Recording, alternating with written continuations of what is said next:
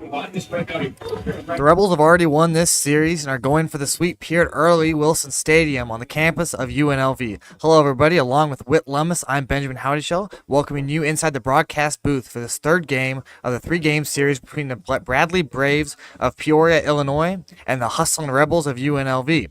The Rebels won the first game of this series by the score of 12-9, and they won the second game of the series 13-5. Last night, Parker Dilhoff went 5 innings and struck out 10 batters, the first UNLV pitcher to go 5 innings this season. Today on the bump for the Rebels will be the 6'5" righty Felix Ong for a second start of the season. For the Bradley Braves, it'll be the freshman Ryan Schaffnet. Ong's first start this season was 4.1 innings of work with 2 strikeouts, 6 walks, and 6 runs. Whit, how can UNLV continue where Dilhoff left off last night? Well, it's going to be hard because Dilhoff, like you said, went 5 innings, but I feel like UNLV really reached into the bullpen last night. And so, like you said, Felix Ong getting the start for today. So let's see how they kind of like bounce back from the rotation of last night's pitching.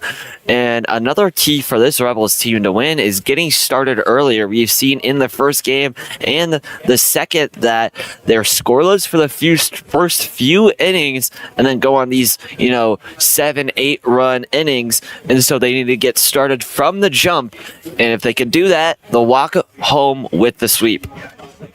Yeah, Ong will have his work cut out for him tonight. And for the lineup for the visiting Bradley Braves, it'll be Sohrab Rezai starting at shortstop tonight, leading off. Started at second base last night and third base during the first game of the series. It'll be AJ Garcia batting second, the center fielder. Anthony Martinez, the first baseman, batting third. Batting cleanup at second, Hayden Miller. Batting fifth at third base, Jack Holubowski. The DH batting sixth will be Michael Quick. Landon Lowe in right field batting seventh. River Lindsay, the infielder, the left fielder batting eighth. And Ong's first pitch in there for a strike. And behind the dish for the Braves will be Jackson Schumacher at catcher. Ong's 0-1 pitch. Swing and a miss. High fastball, 0-2.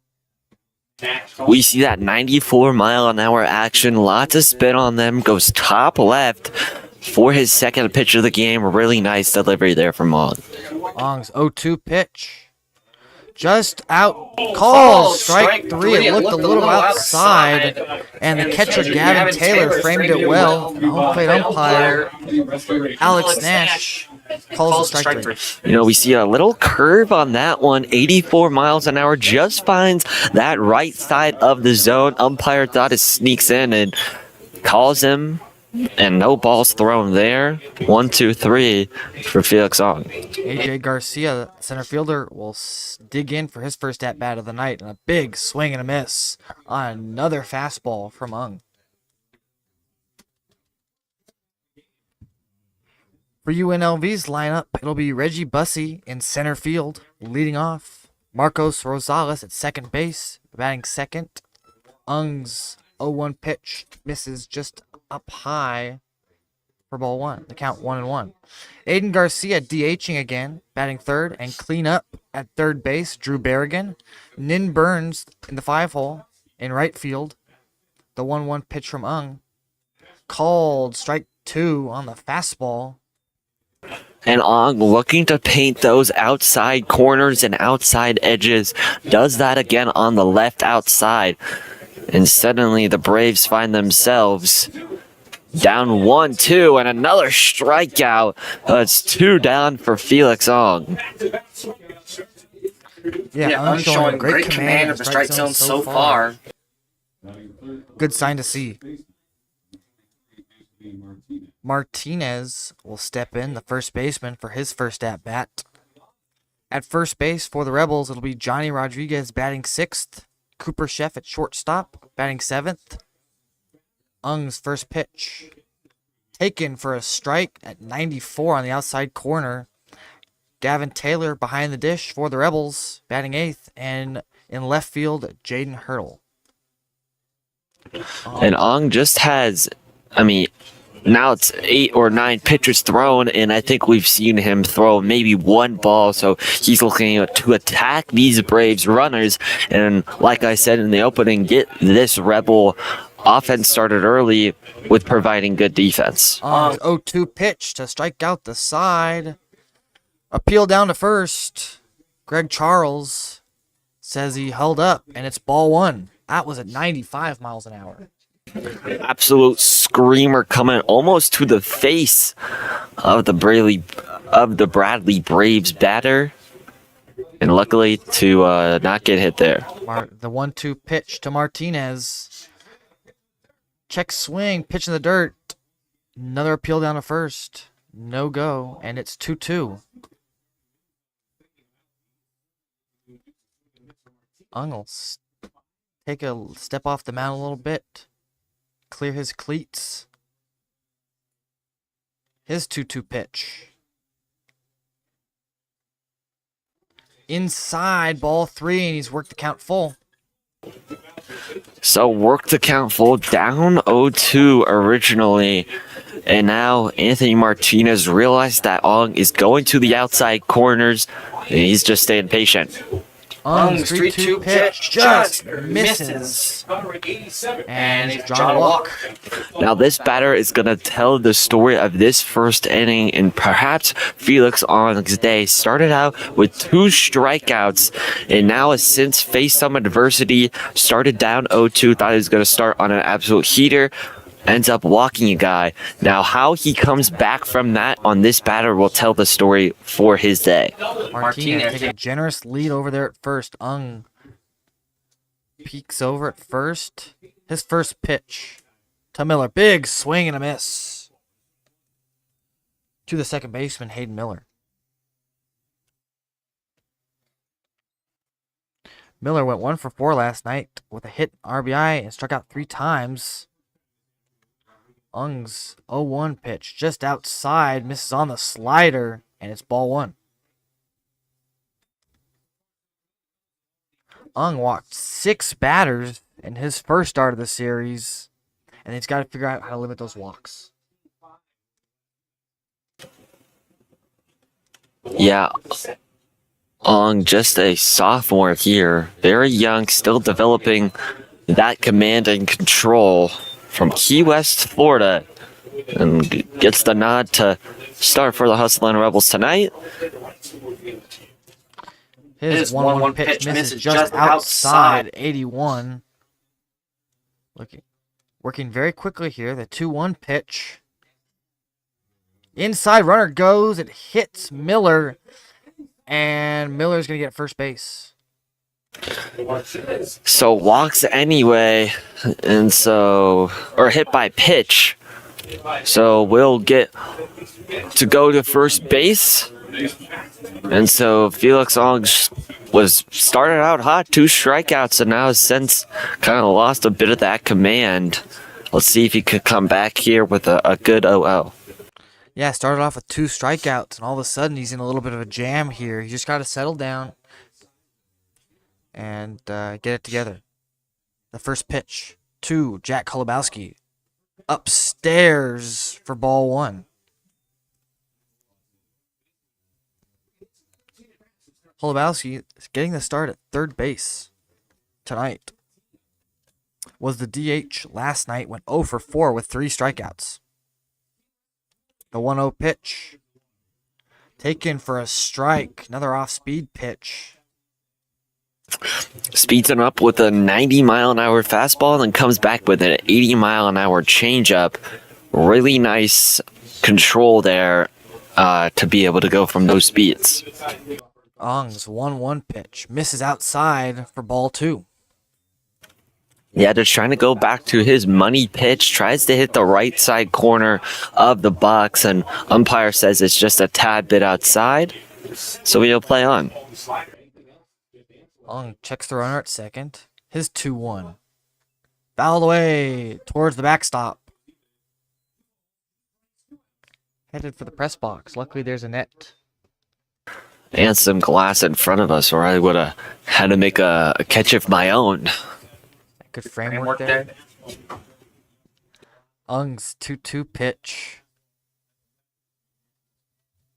Runner goes. Fouled away towards the first base side. It leaves the stadium.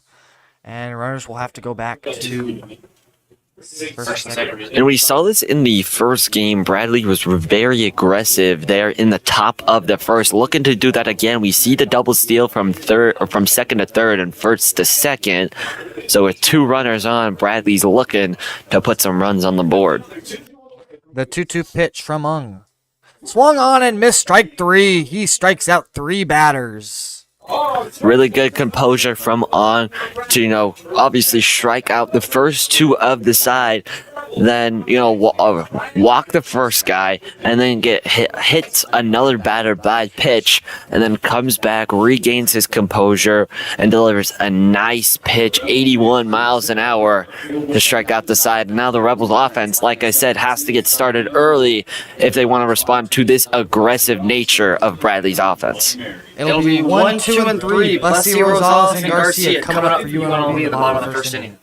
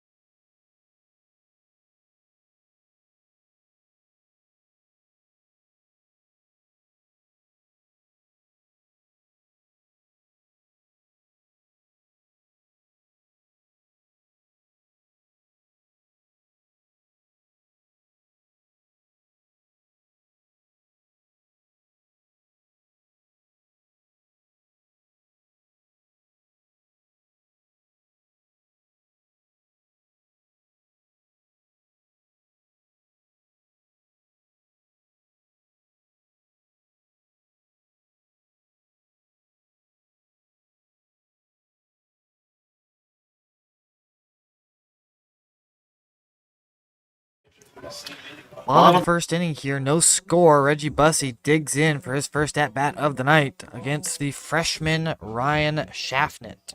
Schaffnet made 1 appearance so far, started a game for Bradley this season, went 4 innings, struck out 1 batter, gave up 4 runs. Bussey's the first pitch. Outside for ball 1. And Bussey has a good eye that mainly comes from his time at Ohio State, coming into UNLV as a junior prospect, played and started in 45 games, and finished the season batting .263 with 36 hits, 17 RBIs, and 33 runs scored. Stole a lot of bags during his time at OSU, so this guy is a very capable baseball player and a good pickup for UNLV. Big swing and miss from Bussey there. Now makes it 1-2. Schaffner just pounding that fastball in there. Bussey unable to catch up to that heat. And the 1-2 pitch from Schaffnet. Upstairs for ball 2. The count is full, or the count is tied. 2-2.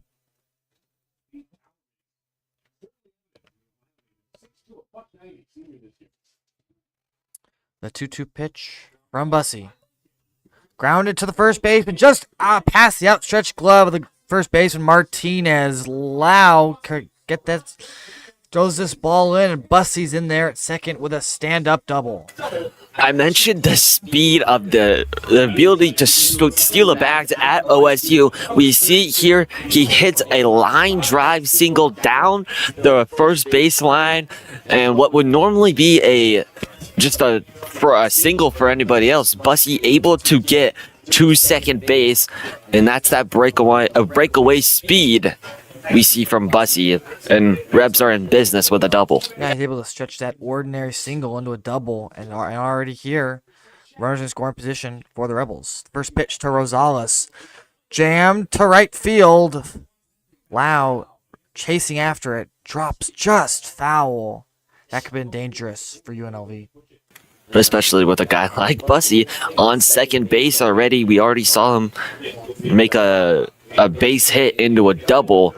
If that drops shallow, who knows if Bussy would get the call to go home.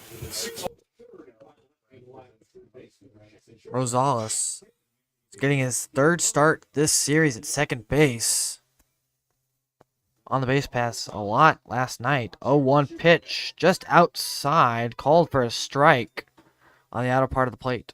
That was a dangerous pitch. 77-mile-an-hour changeup down the middle of the zone.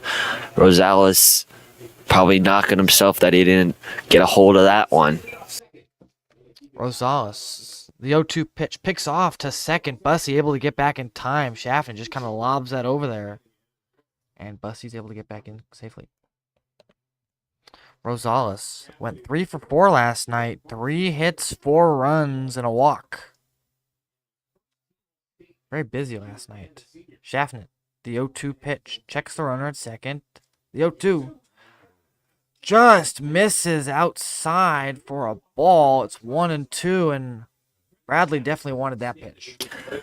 We see the changeup again here, 77 miles an hour, but instead of down the middle, it's to the left side and just a hair outside, says the umpire. Schaffner's 1-2 pitch. Popped up to right field. Lau giving chase. Can he make the catch? Sliding into foul territory. He can't make the play. Yeah, I mean, Rosales loving that right side today, especially in pop-up territory. Already hit 2 today. And no matter if it's 77 or 90 miles an hour, Rosales is on it. Yeah, he'll get his hands in there and just foul that pitch off.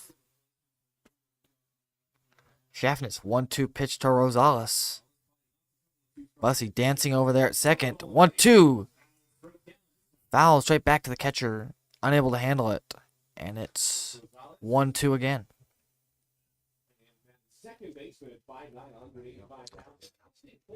The catcher, Jackson Shoemaker, unable to handle that pitch. Very busy last night. Having to dive and make a lot of acrobatic plays behind the dish to save those balls from going to the backstop. Schaffnitz. 1-2 offering. Outside, Shoemaker trying to frame it. Can't get the call. And it's 2-2. And they're loving this off-speed pitch, trying to catch Rosales off guard. But he has a keen enough eye to realize most of these are going to be outside. And that Schaffner's control is not the best. Schaffner's 2-2 pitch. Misses outside. Just hold that one. Counts full. And the speeds are the same, or the speeds are way different, but the positions are same. He's trying to paint the outside of the box, get Rosales to chase, and he's not going for it. The 3-2 pitch. Driven in the air. Deep left field. Back near the wall. It's off the wall. It one hops the wall. Rosales is in at second with a double. Bussy scores, and they are trading places at second. 1-0 Rebels. You know, warning track power there from Rosales. I think if we get a little bit of wind that we've been having in the Las Vegas Valley recently, I think we're calling this a lot different, and Rebels are up too. But no wind today here on this sunny 11 a.m. start in the entertainment capital of the world. And Rosales knocks one home for an RBI double. Yeah, Rosales just got underneath that one. That at the Outfield wall is pulled in a few spaces. That might have left. Schaffnet's first pitch to the DH. Aiden Garcia down low for a ball. 1-0. Rosales danced, got about halfway between second and third, and went back to second, trying to distract the catcher, Shoemaker.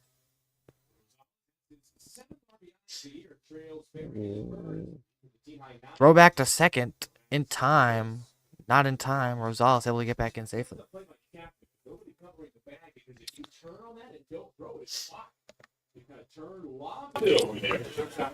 So making sure Rosales doesn't go anywhere there on second. The shortstop Razai holding the runner at second. Rosales kickoff attempt. This one is very close. Unable to get him.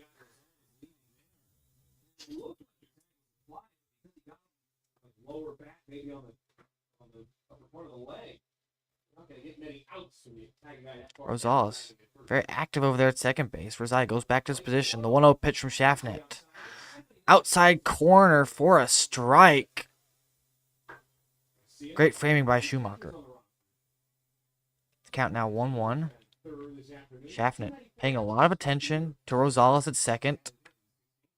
The 1-1 pitch. Grounded to first. Just past the outstretched glove of the first base, Martinez. One run is in. Rosales. Lau can't handle the ball in right field, and Garcia is on at second base with a double. 2-0 Rebels. And we see another one go down the first base line, out of the outstretched glove of the first baseman, and the right fielder can't quite handle it. I thought he was going 3, and by the time he got to second base, the ball was just getting in, but decides to go to the double, and the Rebs up 2-0. Yeah, the infield was playing straight up there. Garcia, Martinez, the first baseman, needs to move a little bit closer to the line. Those 2 base hits have got just past his outstretched glove. It'll be Drew Berrigan, the third baseman, stepping in. His first pitch misses outside for ball 1. Schaffnet already at 16 pitches here in the first inning. 2-0 Rebels here in the bottom of the first.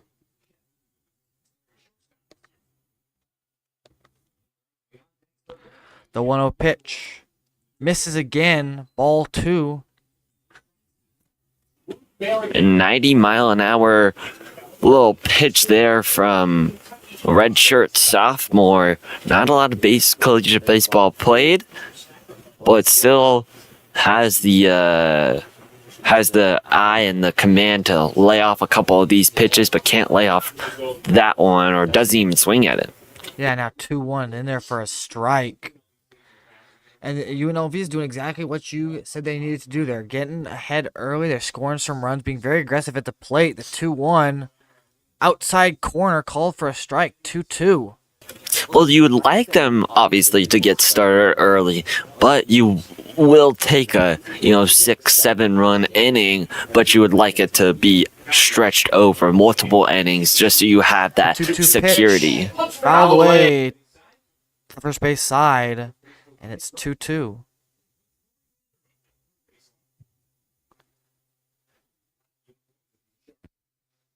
UNLV in the black jerseys with pinstripe bottoms, with Bradley opting for the cream-colored uniforms. A little bit of a color rush matchup here. The 2-2 pitch grounded towards the Bradley dugout. Foul. And we'll see another one.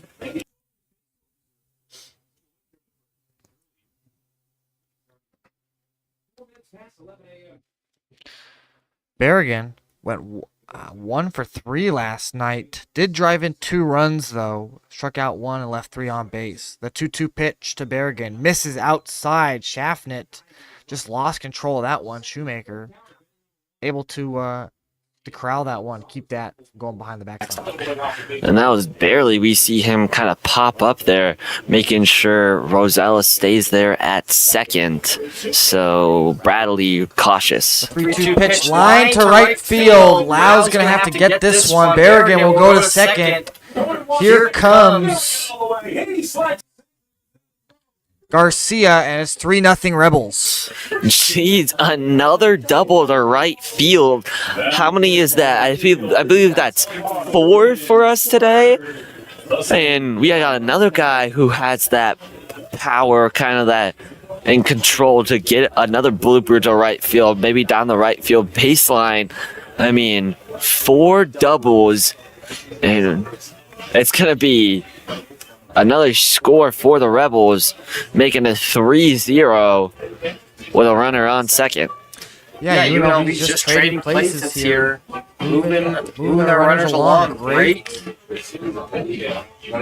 situational hitting with runners in scoring position here.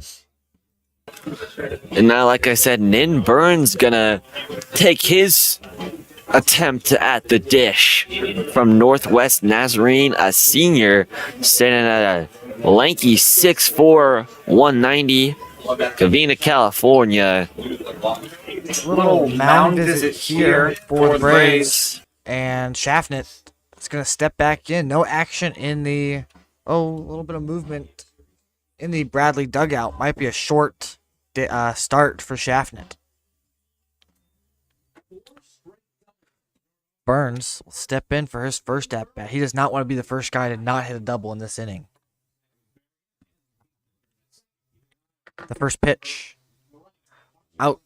Nice movement there. Breaking ball. Called for a strike on the outside corner.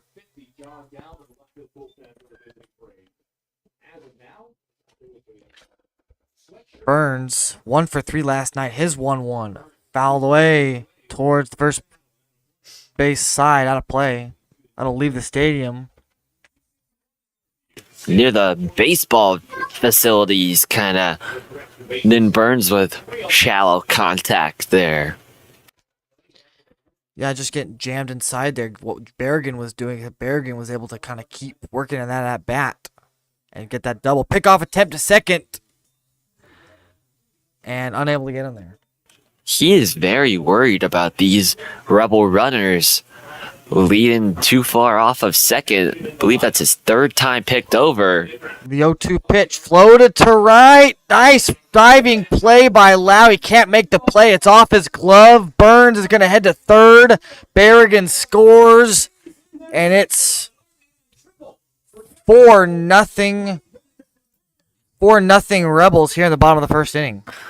And you said he doesn't want to be the one not to hit a double. Well, you're right, partner, because he wants to hit a triple, going all the way to the 3rd spot. And then Burns with the speed and with just a shallow blooper. The right fielder is getting his work in today. 4 doubles and a triple. Rebels up big. 5 extra base hits here in this first inning, and there's still no outs. Johnny Rodriguez steps in for his first at-bat.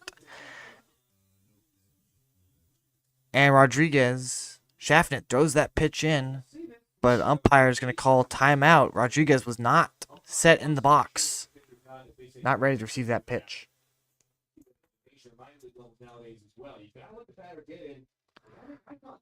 Schaffnet, the first pitch to Rodriguez. Fouled away towards the Bradley dugout, off the end of the bat, and it's strike 1.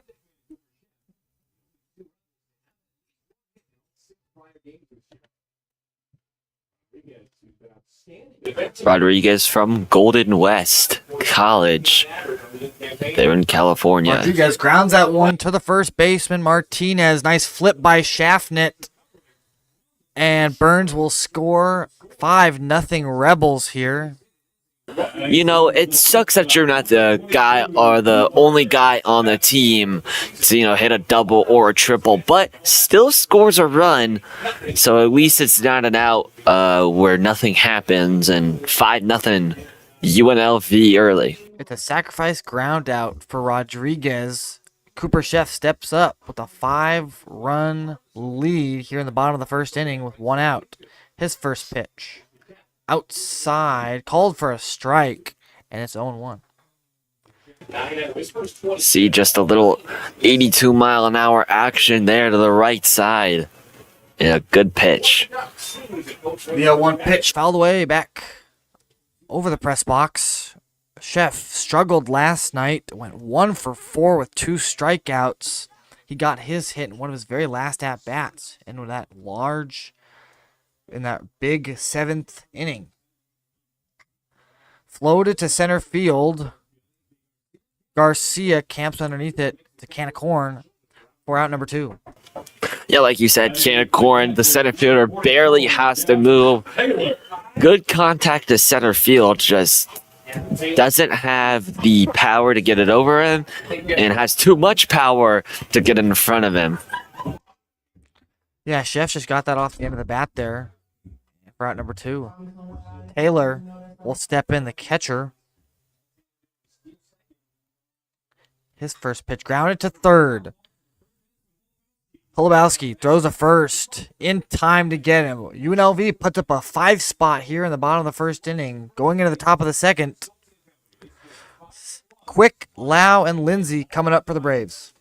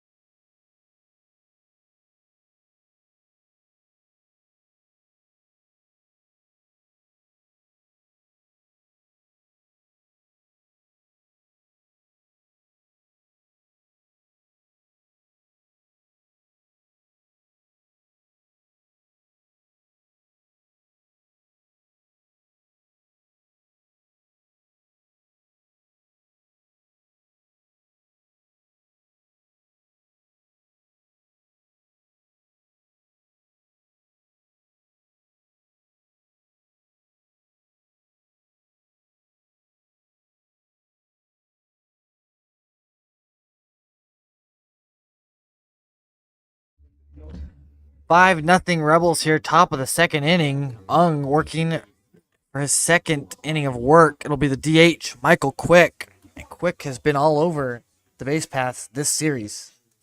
3 strikeouts for Ong there in his first attempt to see the Bradley Braves, and looking to do the same here in the top of the second. Ung's first pitch upstairs for ball 1. Quick had a home run last night and had 3 hits in the first game of the series, so we'll see what he's got in store for tonight. Ung's the second pitch. Ball 2 down in the dirt. And it's quickly now 2-0. Ung trying to set up that fastball really early in this game, throwing 2 straight fastballs. The 2-0 pitch. Fouled away. Strike 1. We almost see him toe that third base line. And a lot of not shallow contact, but hard hit balls down the line today. Left and right fielders going to have to be on their toes. The 2-1 pitch from Ung on to Michael Quick. Fouled away towards the third base side. Berrigan chasing after it. It's out of play. And it's strike 2. Berrigan loses his hat in his chase to get that foul ball. Fighting the sun. Ung, his 2-2 pitch. Swung on and missed. Strike 3. That's all I gotta say about that one. 83 mile an hour. Lots of movement. And gets him swinging. Does not know what just hit him. And now we'll see another Braves player try to take down the stuff of Felix Ong. The first pitch to Lowe, grounded into right field, a base hit. So he's been very busy out there in right field. He's trying to help his team out and get a rally started, and he'll be at first base with a single. Yeah, Landon Lowe has just been on fire these last 3 games. I mean, he's just been, anytime UNLV brings in a new pitcher, it feels like Landon Lowe already knows what they're about to throw him and executes it on it perfectly. Stepping in is the 8-hitter River Lindsay for his first at-bat, the junior. Bunting, and Taylor checks the runner at first, no throw. He'll just have to eat that ball and throw it back to Ung. 1-0. 1 ball, no strikes. Ung checks the runner at first. Lowe with a generous lead over there at first. Pickoff attempt. Throws off the glove of Rodriguez. And advancing up to second base is Lowe. And the Rebels, here's where it gets ugly because you're up 5-0 and you're worried about the runner on first. I mean, you should still look over there. However, pick over, not sure really that's the move there from Felix Song. Just has to have a little bit better situational awareness. Yeah, Ung's been dealing so far. No need to even worry about the runner over there. You can allow the run to score if you give up some solid contact. Bunting again is Lindsay, but he pulls it back. Called strike. It's 1-1. River Lindsay, the outfielder from Wisconsin, prior to Bradley, came from Rock Valley College, where he played under Coach Chad Hennon. Bunting again is Lindsay. This one, good contact, fouled away, and that leaves the stadium, actually. And so he had a 282 batting average with a 383 on base percentage over there at Rock Valley. Comes into Bradley, trying to put them on top. The 1-2 pitch swung on and missed. That's number 5 for Felix Ung, and for out number 2. Ung absolutely dealing, and if he didn't pick over there to first, there'd still be just one runner on. And now Bradley has a runner in scores position. So just looking to get some shallow contact to the outfield or a base hit here. Ung checks the runner at second. His first pitch. Lined up to second base. Caught by Rosales. That's the end of the inning. So going into the bottom of the second inning, 5-0 Rebels.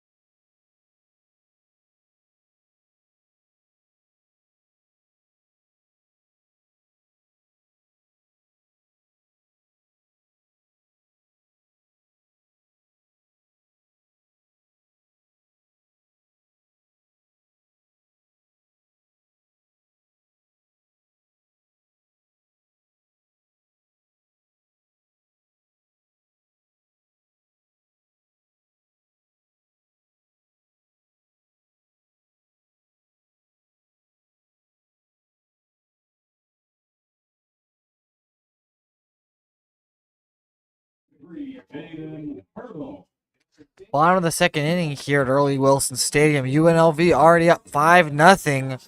It'll be the 9-hitter Jaden Hurdle, and UNLV is almost batted around in that first inning. Yeah, lots of contact there. Put up a 5 spot against this pitcher, Ryan Schaffnet. And so Schaffnet will try to come back with his best stuff, not trying to give up any runs here.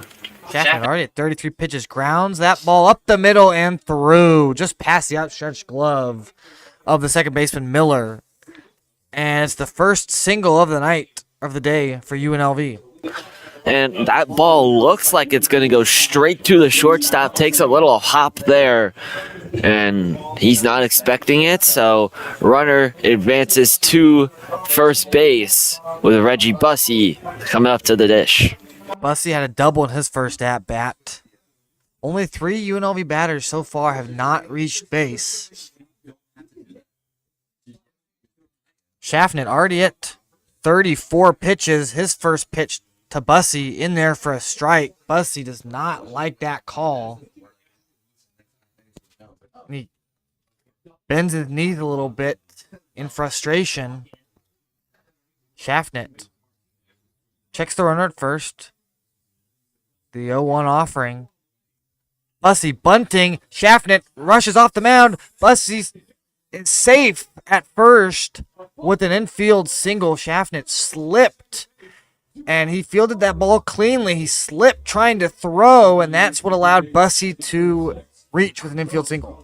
You know, like we said, Bussey had the double last time, and I think if it's anybody else, Schaffnet makes that play. Really good play by the pitcher.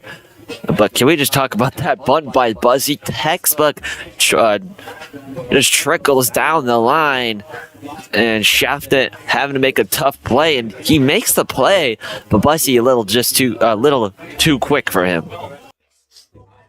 Yeah, it'll be the second baseman, Marcos Rosales, who's already 1-for-1. There's also 1-for-1 today with a double, trying to add some more insurance to UNLV's big lead. Schaffnet, 36 pitches so far, 7 hits, 5 runs, 5 earned. His first pitch to Rosales, taken upstairs for a ball. Little 86-mile-an-hour action, looking like a fastball there. Top left. The 1-0 pitch to Rosales. Inside hits Rosales, and the bases are loaded. Schaffnet does not have his best stuff tonight. You know, those always hurt when you're in the box. Your coach tells you, hey, don't let him know you're hurt. But when you take an 89-mile-an-hour fastball straight to the shoulder, it's probably going to leave a bruise, and you're not too happy about that one. Aiden Garcia steps up for his second at-bat of the day.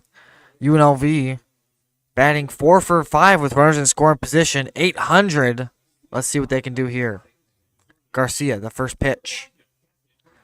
Takes upstairs for a ball. Just missed. And it's 1-0. Great discipline there from Garcia.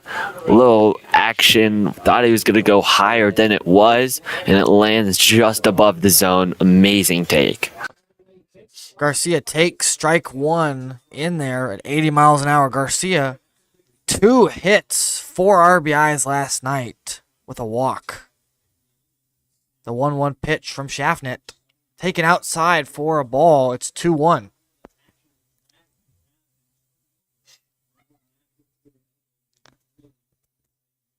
Garcia with no outs here. You're not looking to be too fancy. You don't need to hit the home run. Just drive some runs in. The 2-1 pitch in there for a strike. It's 2-2. That looked like it was going from right to left there. And Garcia just decides to stay home with his bat, and 81-mile-an-hour action for Schaffnet delivers the strike. Schaffnet's 2-2 pitch outside, ball 3, and the count is full. Nobody out, bases loaded. This is a prime time opportunity for Garcia to either take a pitch, or he just has to not strike out here. The 3-2 pitch, line down the first base line, foul. 79 miles an hour. Garcia all over that one. Yeah, I mean, a base hit scores probably 2, fly out, tags 1 up. 3-2 pitch, line to right field. It is down. Lau unable to make the play. Garcia will end up at second with a double. 2 runs come in to score, and it's 7-0 Rebels here in the second inning. What a hit there from Garcia. Like I said, prime time. It's 3-2. Bases loaded. Decides to lock in and delivers a strike there to right field near the warning track. And UNLV almost sends 3 home. Luckily gets back in time is Rosales. So now Berrigan will try his attempt. Berrigan fouls that one back towards the backstop. To hit the top of the net and falls down, stays in the field, and the manager is coming out for the Braves. Schaffnet. This might end he might hit the showers early here. There is action in the Bradley bullpen. This is not a good sign for Bradley. You do not want to be going to your bullpen this early in the game. No, just the bottom of the second inning, kind of what we saw with Carson Lane in that first game. Gave up a couple runs. Believe he was pulled in the third or the fourth. I mean, kind of locked in there at the end here. So Bradley maybe just giving their guy some time, try to finish this inning out, and Schaffnet's day after this half inning will likely be done. So now Berrigan takes his attempt at the plate. Schaffnet's going to stay in the game for the Braves. 45 pitches, 1 inning so far, 8 hits, 7 runs. His second pitch to Berrigan. Inside for a ball, 1-1.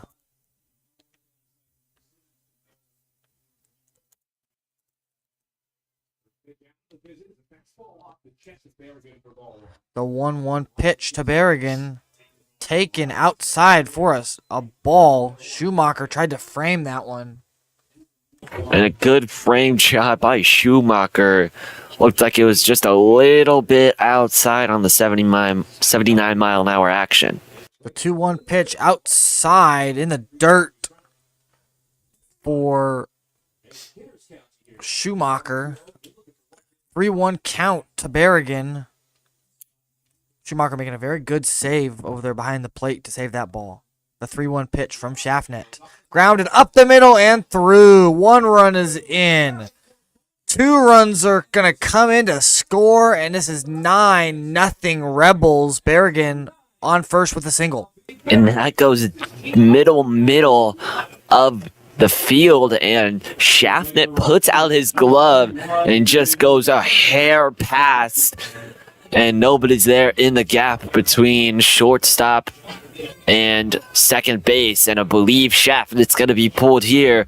Bradley making the change at pitcher after UNLV puts up 9 runs here in the bottom of the second.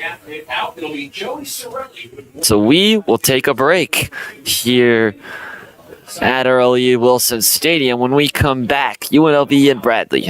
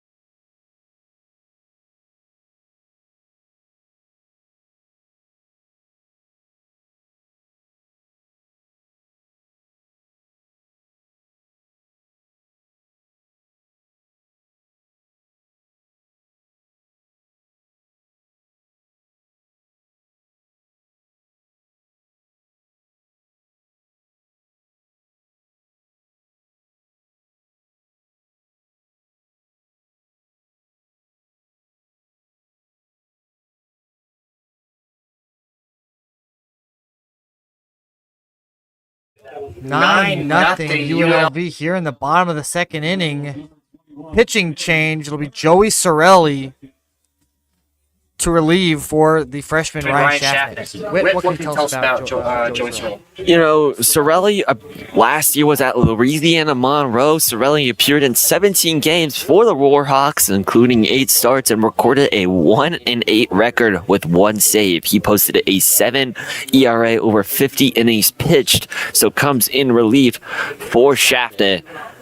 And gonna have his hands full with this high-powered UNLV offense today. Sorelli's first pitch to the 5-hitter Nin Burns outside for ball 1. Sorelli pitched in, started 1 game this season so far, went 3 innings.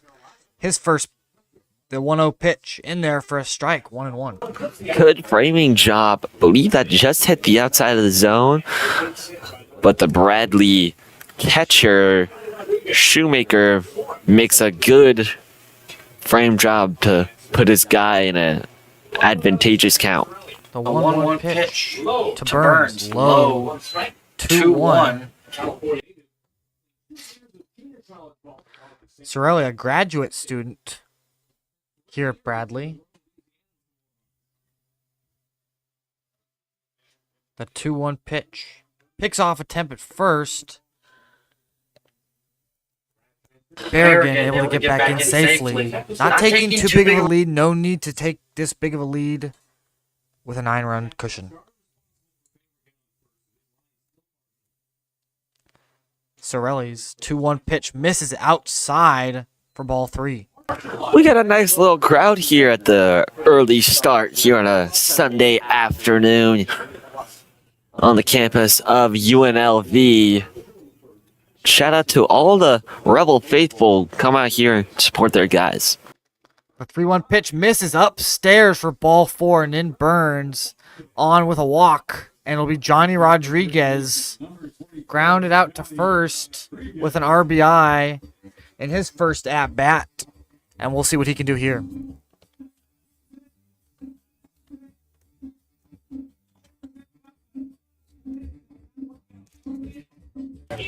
Yeah, Johnny Rodriguez last time had a 3-run or 1-run RBI, excuse me. I believe that was just down the line on the right field.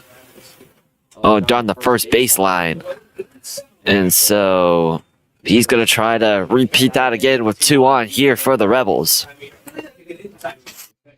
Rodriguez takes the first pitch outside for a ball. It's 1-0. Sorelli working very quickly here. Not letting that pitch clock get down too low. The 1-0 pitch to Rodriguez popped in the air. Miller camps underneath it. Who's going to take it between Rezai? Rezai underneath it. Infield fly rule called. So the batter's out. The runners can advance at their own pace. But with a 9-run lead, no need to go on the base pass. Yeah, that was just a shallow there, just the edge of the outfield there. Easy play for the infield to make and puts these runners at rest. So second and first for UNLV. It'll be the shortstop, number 22, Cooper Sheff, stepping in 0 for 1 tonight. Fouls that first pitch off towards the UNLV dugout down the first base line. Hits the net and actually goes into the dugout. They'll put that one back in the bag to be pitched with. I mean, always nice when you don't have to go running for the balls and it just fouls right into your lap. Sorelli's 0-1 pitch inside for a ball at 89 miles an hour. Just inside. Sheff having to put his arms up to avoid being hit from that pitch, and it's 1-1. Sorelli checks the runner at second. 1-1 pitch taken for a strike. Sheff that's not Sheff's pitch to hit. He didn't want it. 2 strikes here, only 1 out. Bradley looking to be aggressive, trying to get out of this side. Sorelli, the 1-2 pitch outside. Schumacher unable to handle it. Runners will advance. It's now second and third with 1 out. Berrigan goes to third. Burns goes to second. That was just a wild, bottom right corner, 82 miles an hour, and Schumacher can't handle it. So runners advance with one out. A pop fly does tack them up and will score another one for the Rebels. Schumacher having to leave his feet on that one. He looked like a shortstop trying to make a play in the hole. The 2-2 pitch fouled away towards the first base line. Chef got jammed inside on that one. He's lucky to stay alive. Yeah, Chef has to be really careful here. Gonna come with his best stuff. Sorelli is with only one out and two on. The 2-2 pitch from Sorelli. Up the middle. Base hit. It drops in front of the center fielder. Chef on at first. 2 runs score. Berrigan and Burns, and it's 11-0 Rebels here in the bottom of the second inning.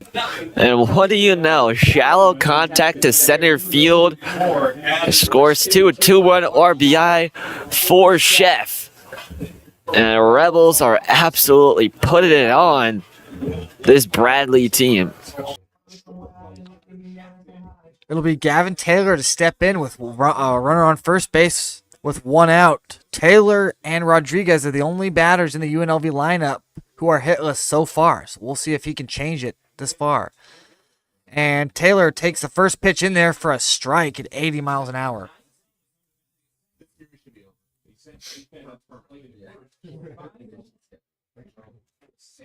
And so, just to remind you, partner, all-time UNLV versus Bradley after the 2 games in this series, yesterday and the day before.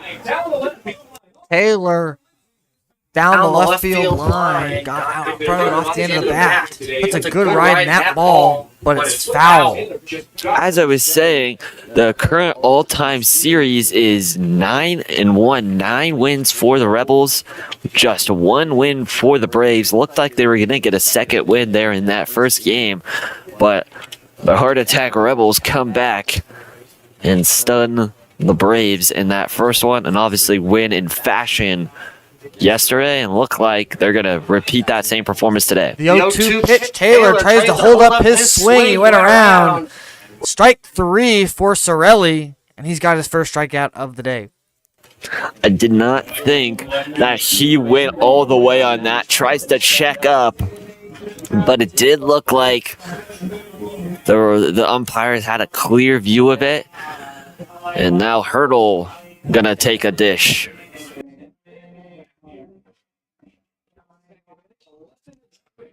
Bottom of the second inning, 11-0 Rebels. It'll be Jaden Hurdle, the 9-hitter, to step in.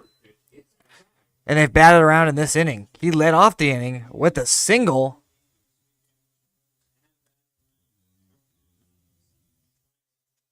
Sorelli misses outside for that first pitch, ball 1. Working quickly again, looking for the second pitch of the at-bat. Misses low and away, outside, ball 2. That seems to be his favorite spot there, just bottom right.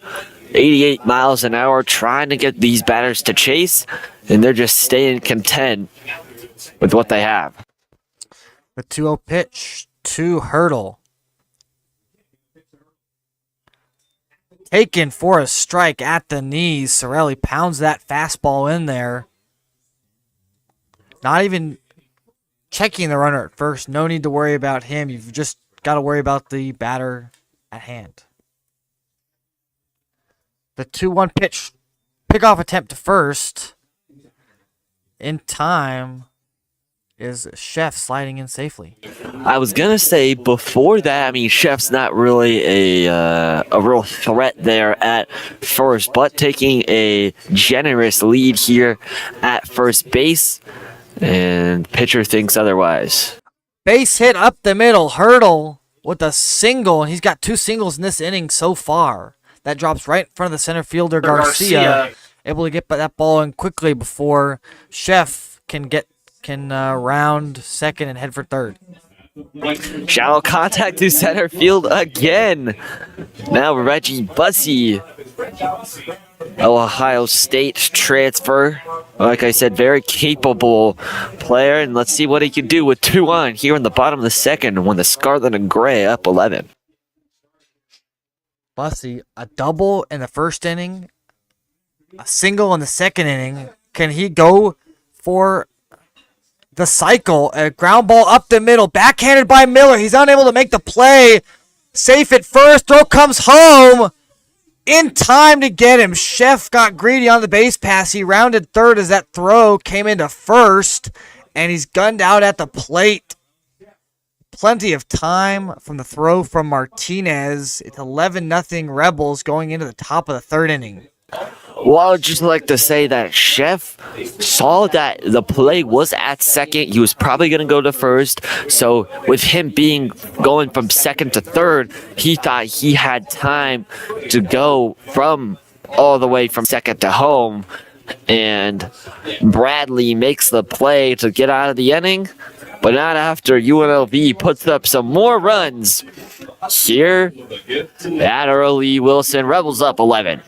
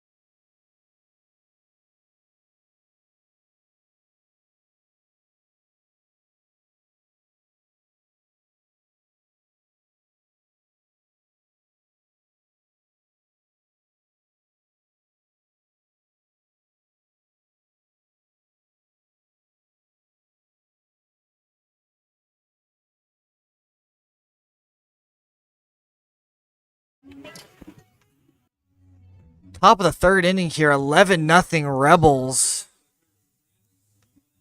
Felix Ung working in for his third inning of start work. That's the word I'm looking for. Not in relief. And he's had a very long break in between innings, so we'll see if he's got his stuff. Razai leading off the inning, ground ball to the second baseman. Close play over there at first. Rodriguez able to make the play, and it's out number one. Razai, first pitch swinging there, and first pitch hitting, unfortunately, just goes right to the second baseman, and Rosales makes a good play. Yeah, Bradley is being very aggressive at the plate right now. They're just trying to get anything going, and that's not the way you want Bradley to handle themselves right now. The first pitch to Garcia, the center fielder. Outside, ball one.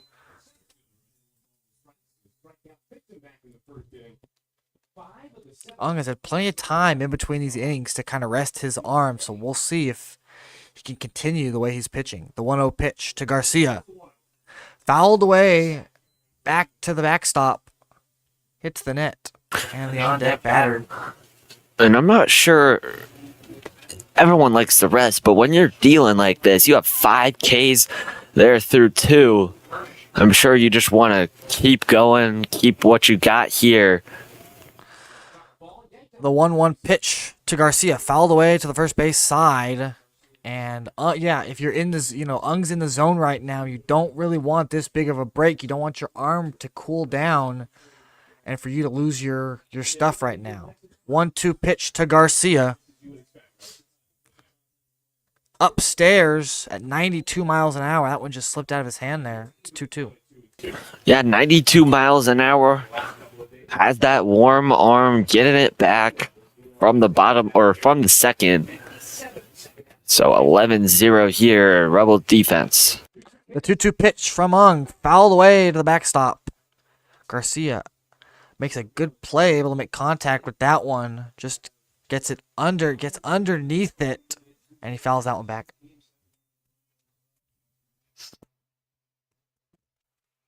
Ung at 35 pitches so far here in the third.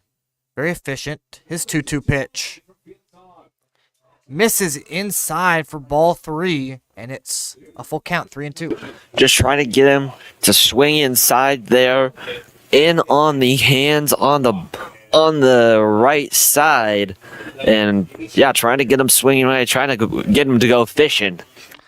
Ung's 3-2 pitch upstairs, ball 4, and his second walk so far. But with an 11-run lead, you're not worried about that batter. Absolutely not. A walk, and with how Ug's dealing, you just got to take what you can get. 5 strikeouts on the day, like I said, and just 2 walks. But here's where you go attack the batter.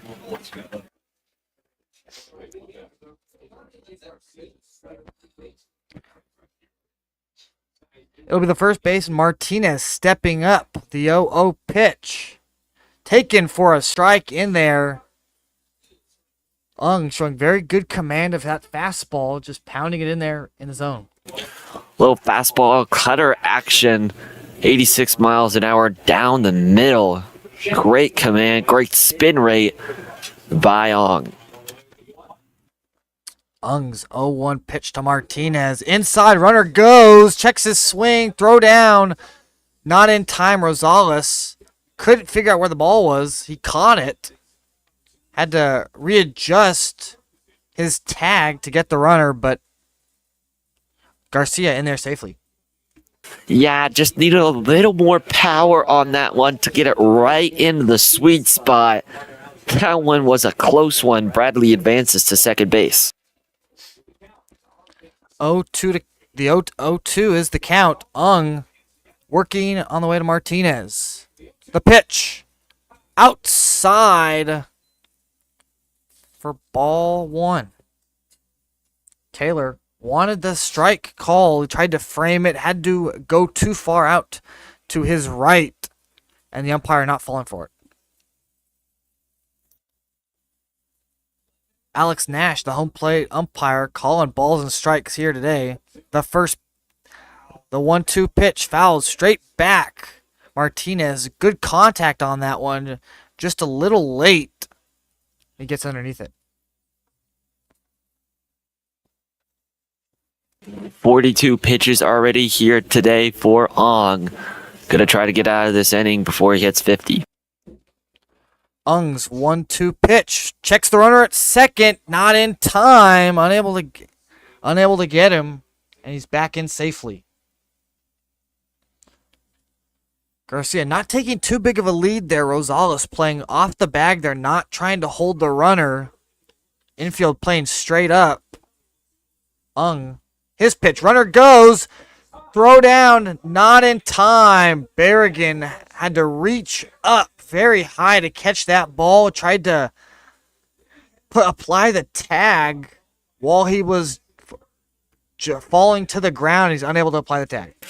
Yeah, so goes from first to second, almost gets out on that tag, and then goes from second to third, and almost again, a little high ball there. So catcher for UNLV, Gavin Taylor, going to have to do a little better job. Ung's 2-2 pitch fouled away towards the first base side. That will leave the stadium. And I'm not even sure why you're worried about the runner on base right now, because of defensive indifference. With such a big lead, you shouldn't worry about the runners. You don't need to. The 2-2 pitch outside, ball 3, and he's worked the count full. Down 0-2. Ung thought that was a strike there. Thought he found the edge of the zone, and the umpire says no. Now a full count. The 3-2 pitch fouled away, and we'll see another one. Yeah, the payoff, trying to go up into the zone, 80 miles an hour, and makes just a little bit of contact to stay alive here. The payoff pitch, 3-2. It bounces in the dirt. It gets away from Taylor, and here comes Garcia. 11-1 UNLV. Martinez walks. like you said, defensive indifference, but it all starts with one run here. I mean, 1 by 1 is how Bradley likes to do them, and the manager's gonna go talk out to his guy, Felix Ong, make sure and he's good here in the top of the third, and we'll go to break after this mound visit.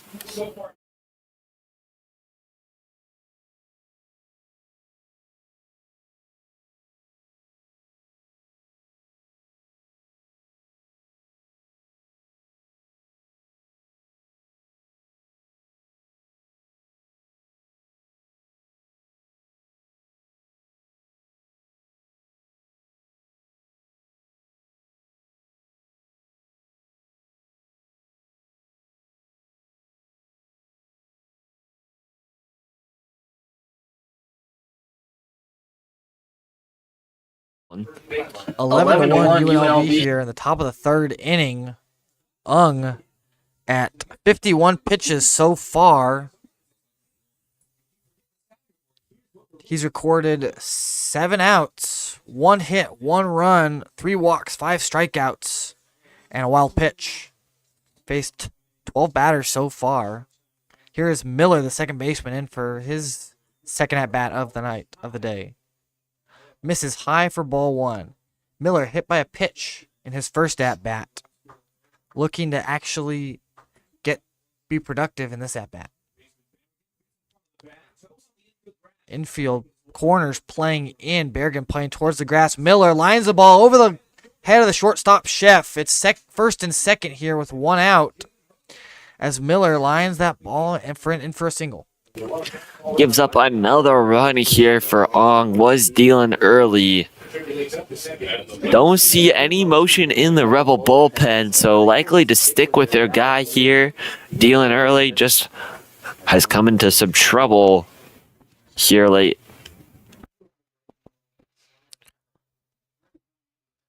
It'll be the third baseman, Holubowski, coming in. Ung can't seem to find this second out. Misses inside for a ball. And this rest between these innings is not looking good for him. Yeah, no, I mean, we saw his best stuff, best control.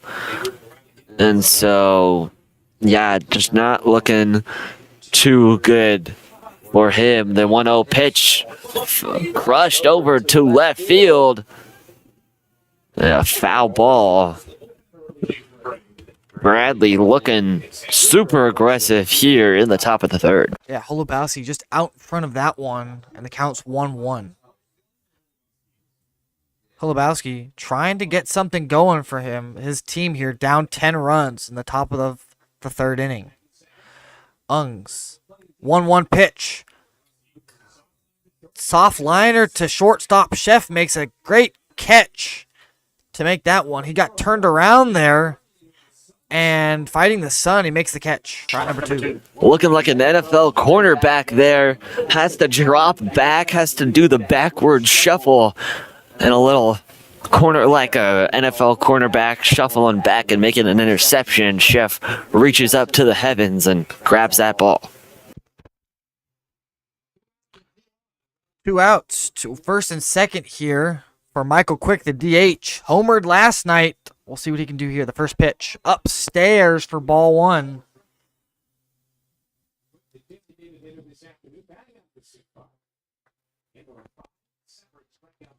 Struck out in his first at bat in the second inning. And already here in the third, he's already at his second at bat. Ung's 1-0 pitch. Pickoff attempt to second. Did they get him? They did. They got him. Martinez is caught sleeping, and that's the end of the inning.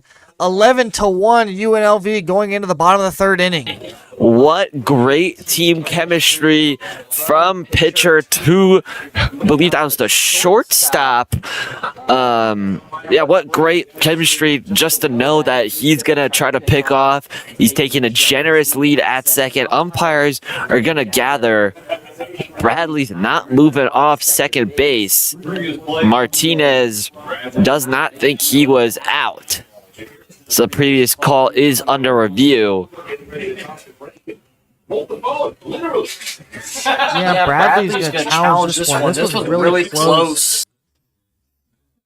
and it's tough to determine whether or not he's safe or out. He looked out to me.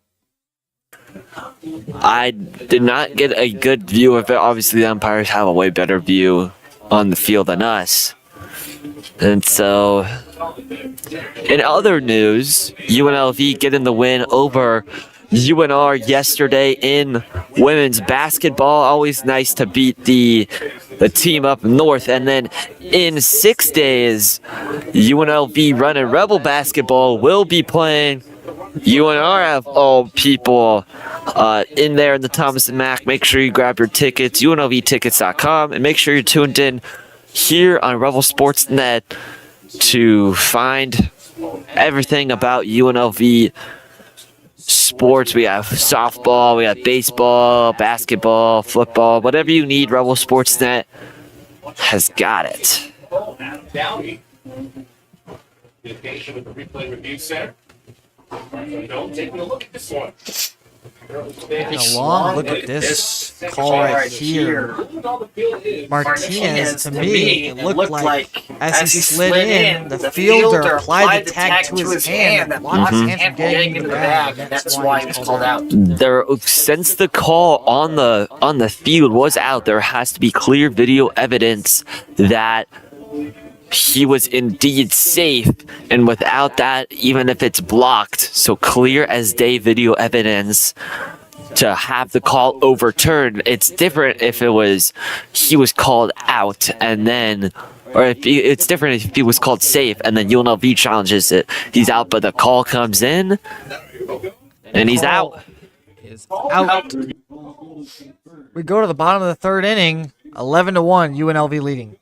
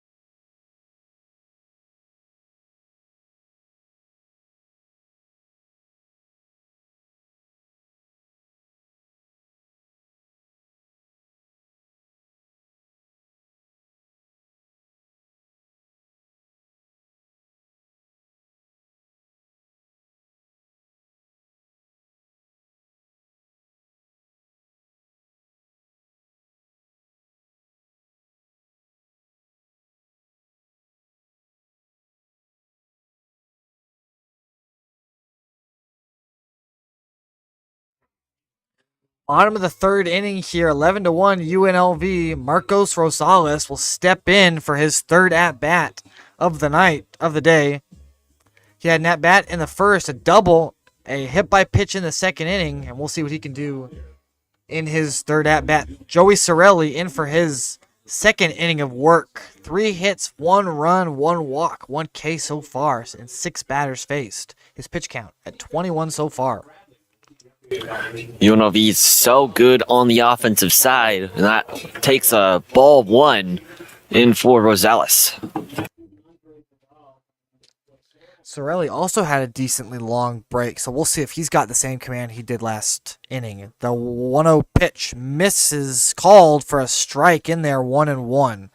Good side-to-side action there, well, east to west.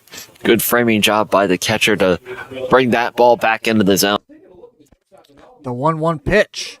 Checks his swing. He went around. The first base umpire, Greg Charles, says he did. 1-2 pitch to Rosales. upstairs, misses at 89 miles an hour for the second ball. Wants Rosales to chase that high upside fastball in the zone. Rosales patient enough to let that one go past him. Rosales, good plate discipline so far. 2-2 pitch, fouls it off towards his hands, slips a little bit, and the count remains 2-2. Got jammed inside. They're able to get good bat-to-ball action there. Very close to hitting his hands there. Very dangerous pitch. We call that a stinger in the baseball world. Sorelli's 2-2 pitch upstairs almost hits Rosales, having to duck out of his way. It looked like it clipped his helmet. So you got a stinger on the grip of the bat, and then it almost gets hit by a pitch. Yeah, a little chin music there. The 3-2 pitch fouled away. And we'll see another one.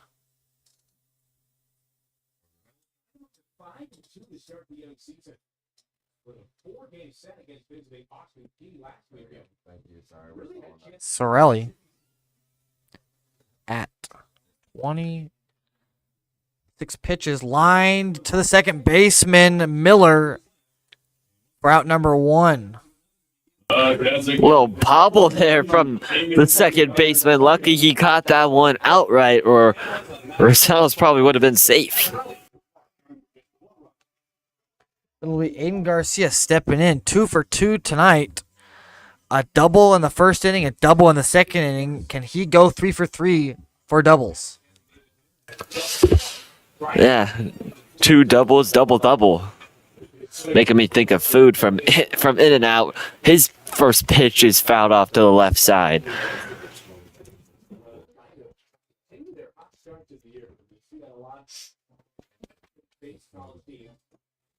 The 0-1 pitch to Garcia outside, misses it out there for a ball. Throw back from Schumacher, gets away from Sorelli. He's got to go chase that ball.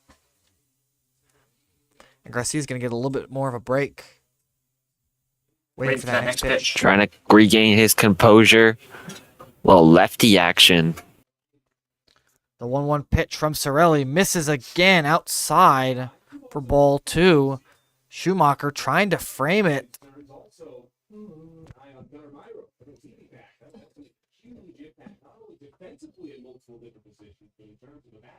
The 2-1 pitch from Sorelli to Garcia. Misses again upstairs. Can't find control with that off-speed pitch, and it's 3-1 here. Rebels trying to continue this hot streak. They're on split that series in their first series with Austin P. And it was 1-2 outright. Fouls goes to the left for Garcia. But like I was saying, they're trying to continue this hot streak, try to get back to the Mountain West Championship. Last time they won it was 2022, so been 4 years since they've seen some glory there, and they're on pace to do it again today or this year. The 3-2 pitch popped in the air, third base side, out of play. It'll leave the stadium. Garcia gets jammed in on the hands there. Crowds the plate a little bit, so Sorelli's able to kind of pound the inside corner, and Garcia just has to foul that pitch off. The 3-2 pitch from Sorelli. Popped him up. Holubowski out of play.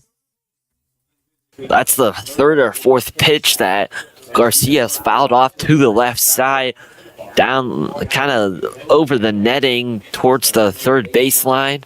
He's fighting, and it'll be a 3-2 count. 11-1. He's definitely battling here in this at-bat. Not wanting to go down. He wants to get his third double of the night. 4 total bases so far. The 3-2 pitch fouled away again, and that is what, the 5th foul ball towards that third base side. This at-bat. Maybe drop a bunt down to the left side. Garcia's the 3-2 pitch fouls it away. This one to the backstop. Unable to get behind that one and foul that off to the third base side. Just barely made any contact with that one, but he's able to stay alive. And we'll see another 3-2 pitch.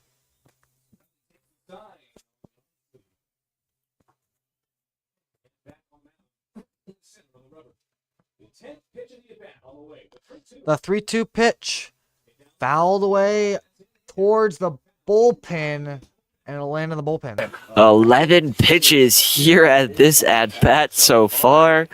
Both teams not willing to give up anything. This battle between Joey Sorelli and and Garcia has been one for the ages. The 3-2 pitch grounded just past the outstretched glove of Martinez on the backhand play. Garcia now has 5 total bases, his first single of the night.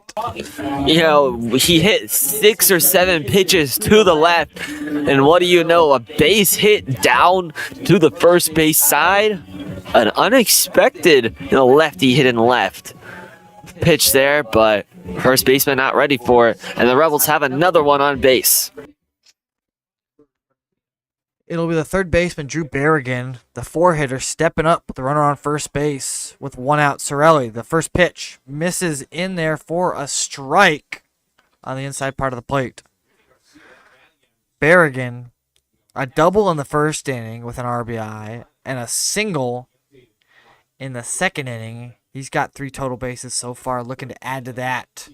The 0-1 pitch, fouled back to the backstop. Strike 2. Sorelli, now at 40 pitches. Not what you want to see from your bullpen here. Yeah, absolutely not. Especially, this is the second pitcher of Bradley's game today, and already at 40 pitches. Misses outside. Schumacher, good save. And it's 1-2.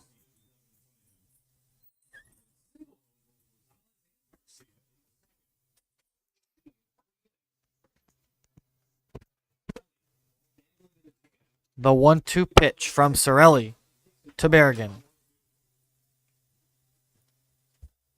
Pickoff attempt towards first. Garcia able to get back in time.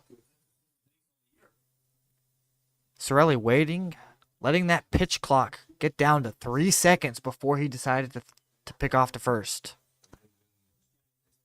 The 1-2 pitch. Jammed inside, caught by the shortstop Vidal on a defensive substitution. And that'll be the second out of the inning. Showing why they picked him for that substitution. Kind of shuffles to his left and puts his hand up to make the catch. And the second out of the inning for the Braves. Nin Burns stepping in for his second at-bat of the night. A triple in his first at-bat, so he's got the hardest part of the cycle down. A walk in the second at-bat in the second inning. And we'll see what he can do. The first pitch outside for ball 1. And it's funny that Berrigan and Burns go back-to-back because they're actually roommates. And so the roommates are going at the 4 spot and the 5 spot. And let's see what Burns here can do as he takes a pitch in the ground for a ball. It must be some good chemistry there for them to be bat 4 and 5. Mm-hmm. The count now 2-0. Sorelli misses way outside with that last one. Sorelli nearing almost 50 pitches here. The 2-0 pitch. Grounded towards third. Foul. Pilibowski unable to keep that ball fair. And for the first half, it was fair, but just takes a little trickle before that third base. A little bag there and swipes its way foul. Burns just out in front of that one. Not expecting the slow heat. And it's 2-1 now. The 2-1. Taken down low for a strike. Burns does not agree with that one. He's shaking his head. And it's 2-2. I think that was just like, hey, I really wanted to hit that pitch. It's an off-speed pitch there. I think he thinks that he missed this opportunity.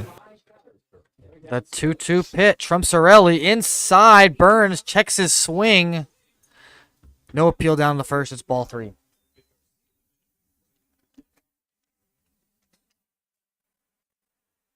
So a full count here, 1 on. So an opportunity for the Rebels to put even more people on the bag. Sorelli sets, pitches, fires, fouled away towards the third base side. Another foul ball. He was expecting the fastball there. Got the fastball. Wasn't able to handle it. He's able to foul that pitch off.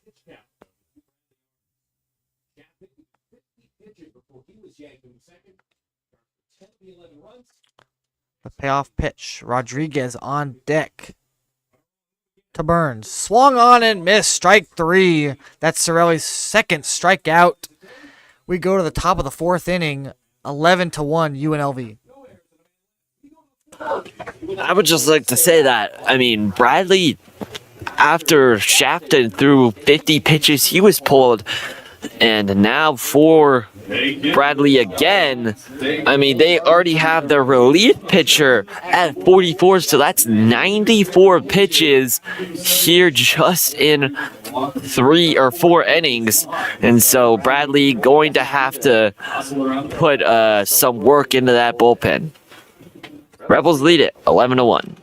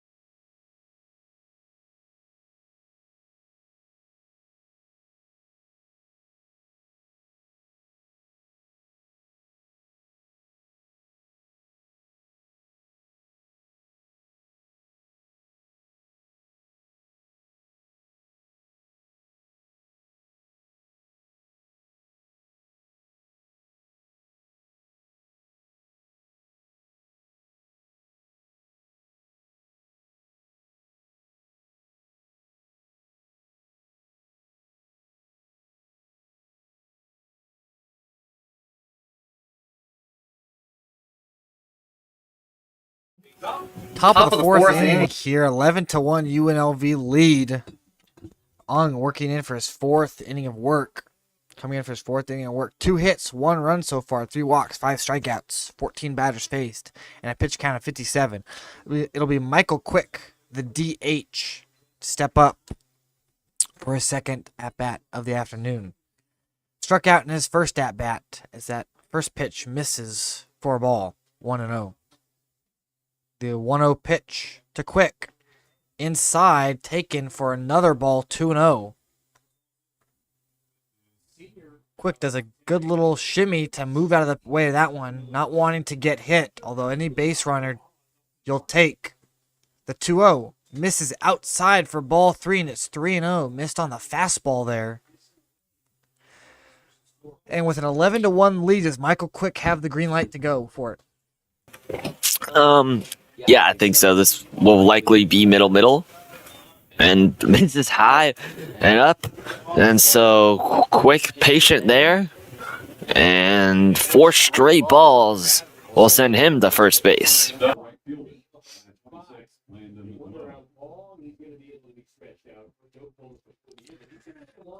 It'll be Landon Lowe, the right fielder, to step in. 1 for 1 so far.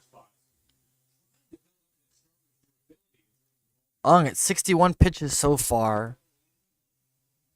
The first pitch hits Landon Lowe in the shoulder, and now there's 2 on and nobody out for River Lindsay, who's 0 for 1 today. I do see a little motion there in the UNLV bullpen. Ong likely just to finish out this half inning. Or if he gives up a couple more runners on base, likely to be pulled. So Ong trying to finish out the top of the 4th.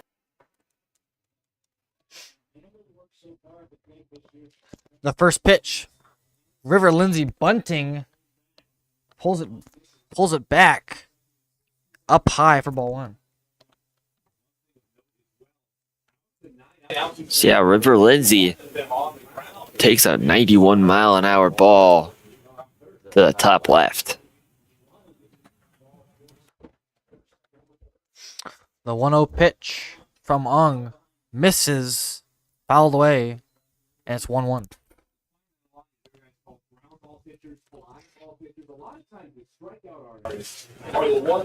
So 5 Ks here for Ung. Rebels lead it by 10 in the top of the 4th.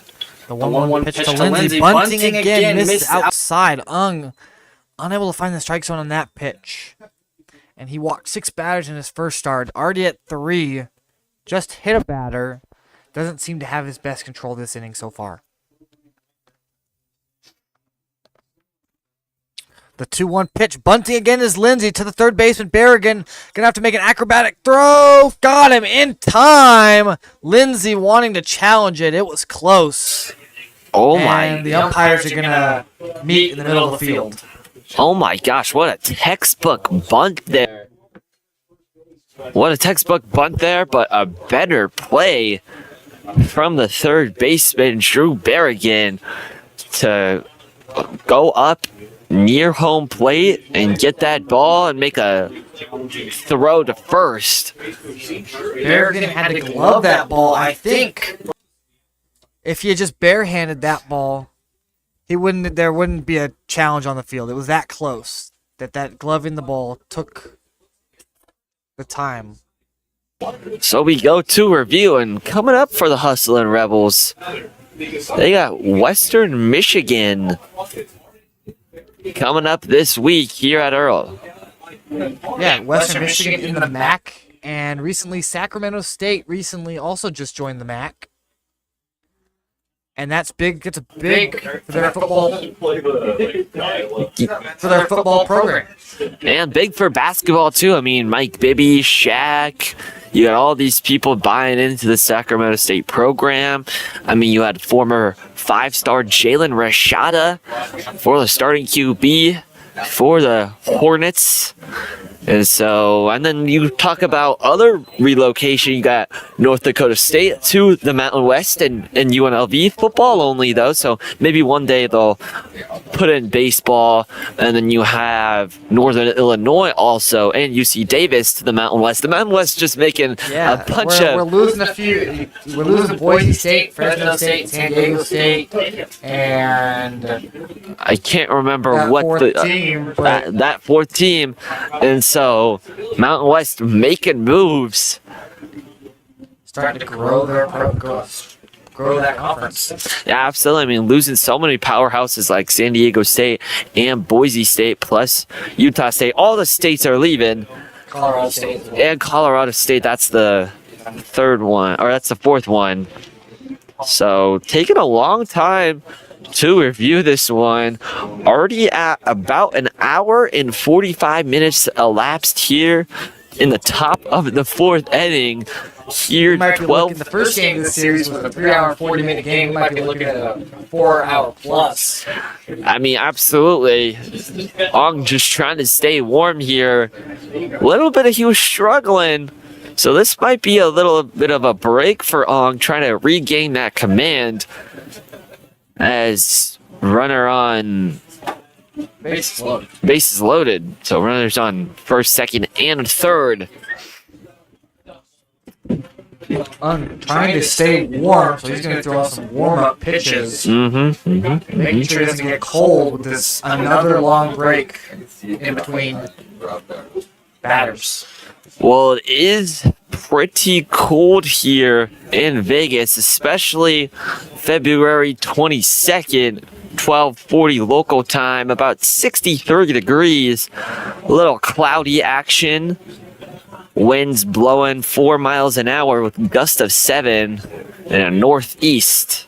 Visibility is perfect, so no fog here even though it's a little cloudy. And so trying to stay warm, 63 degrees as I mentioned, low of 39 today. It's only going to get... call on the field is out. A good play by Berrigan over there at third to get the first out of the inning. Ong now has to work with 2 runners in scoring position, second and third, for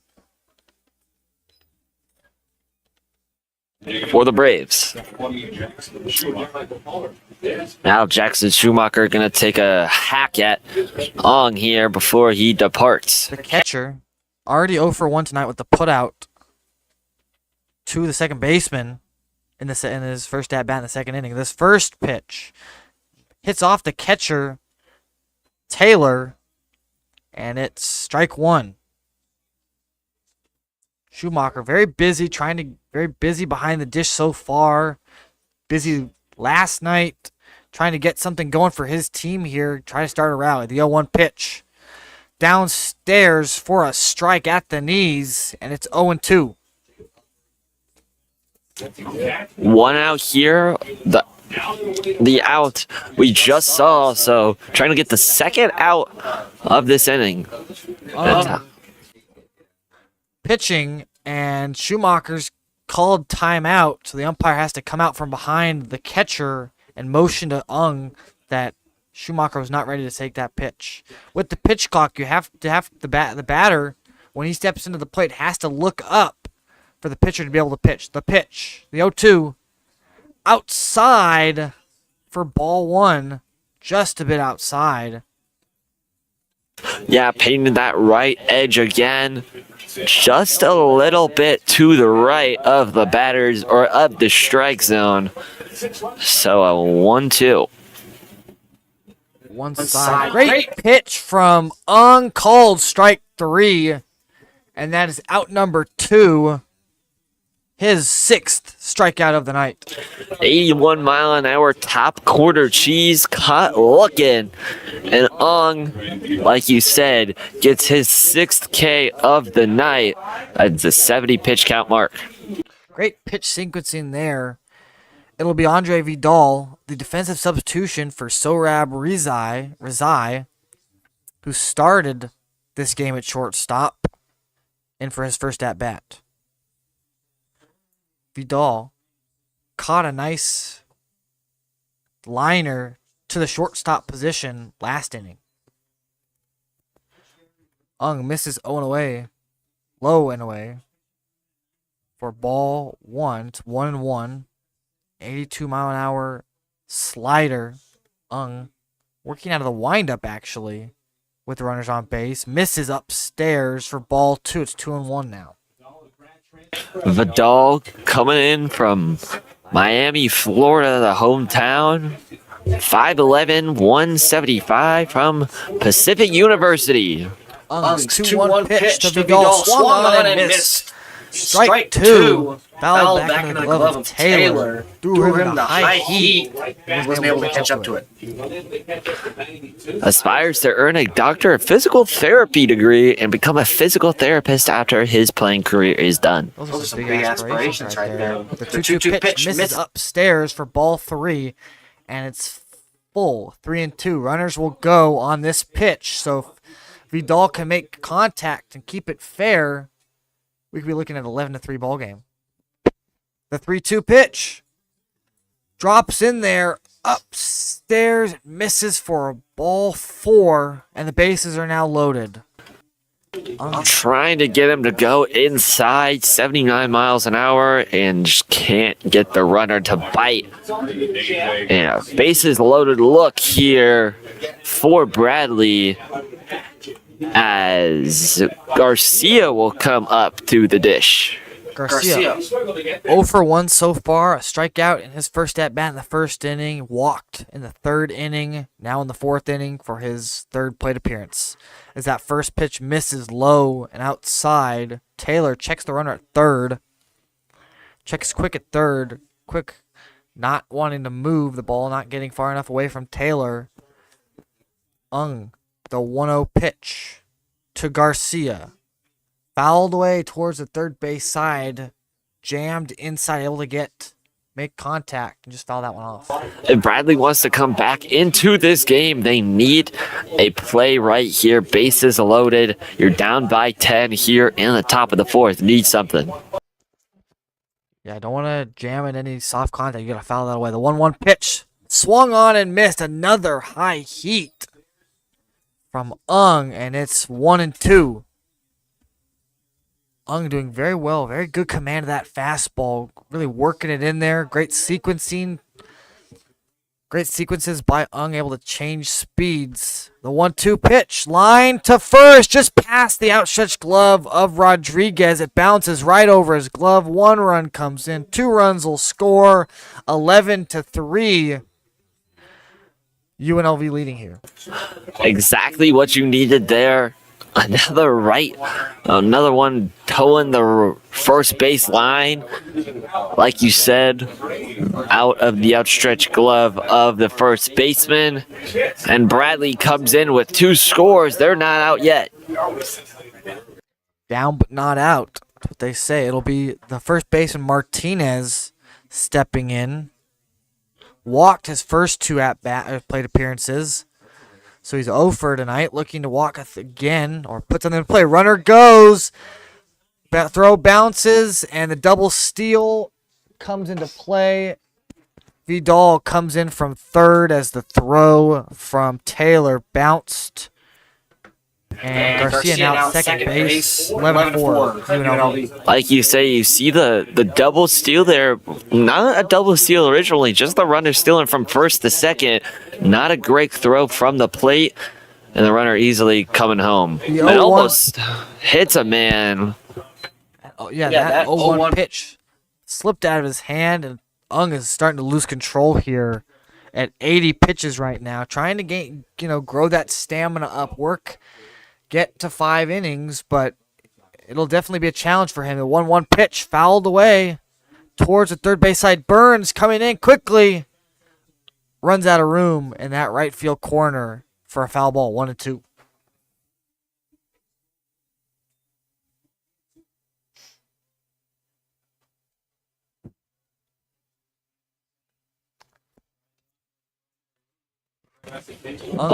One-two pitch. 1-1 on.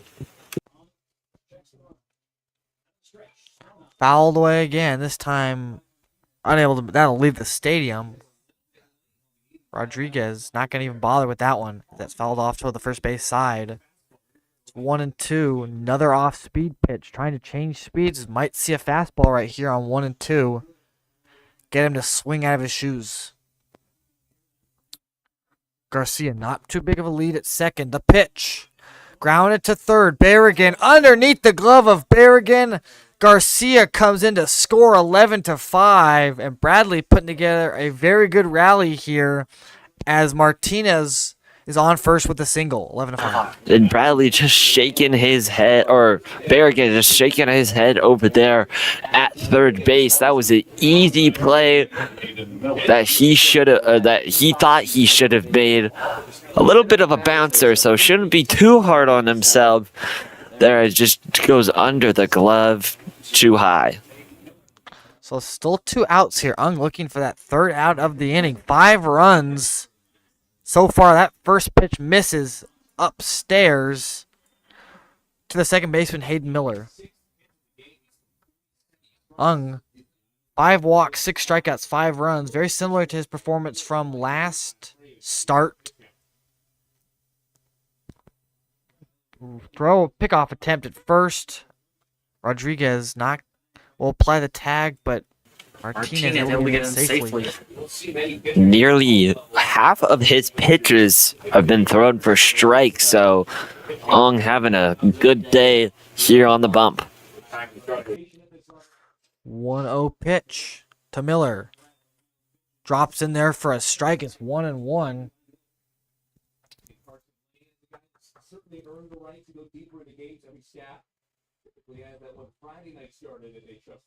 The 1-1 pitch to the second baseman Miller. Hit by pitch in his first at-bat. A single in his second at-bat. In there for a strike. 1-2. I'm looking to strike out his 7th batter of the afternoon so far. The 1-2 pitch.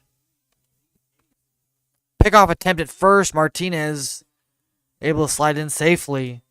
A little closer than the last one. Yeah, just little quick hands there from the first baseman for the Rebels, and makes it closer than Bradley would like. The 1-2 pitch from Ung to get out of the inning, fouled away towards the UNLV dugout. Off the hands of Miller. Be able to stay alive in this at bat, continue this rally.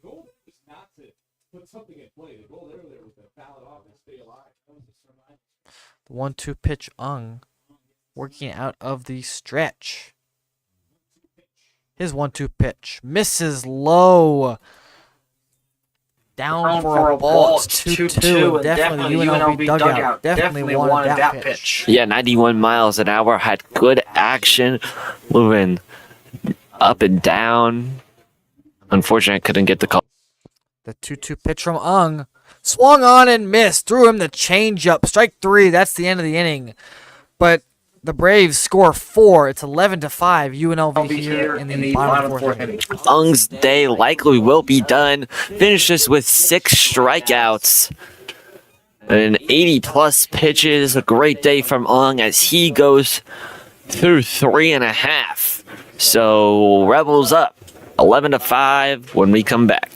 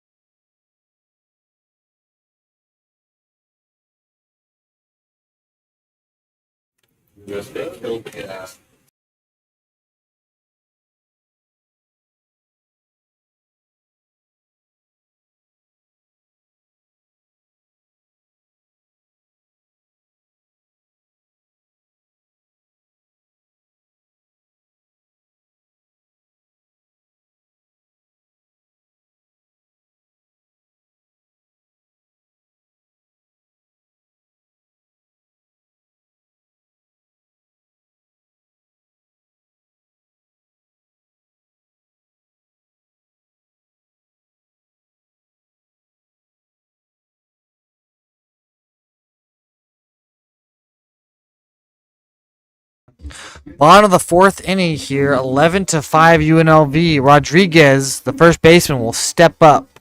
Very busy in that inning, having to get all over the ground and make some plays over there for his third at-bat of the night.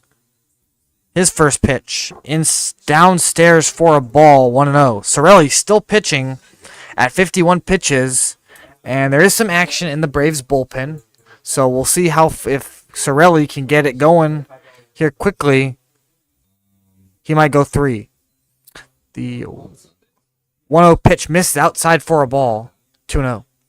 We have just elapsed the 2-hour mark here just in the bottom of the fourth, about 12:55 local time.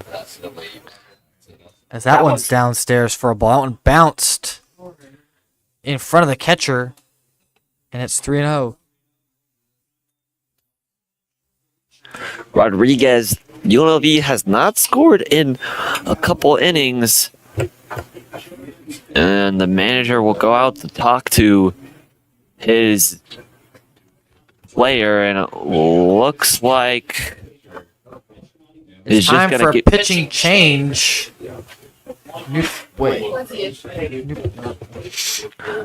I just think this will be just a talk for the pitcher try to regain his composure, saying, "Hey, get this guy out, and we're gonna pull you."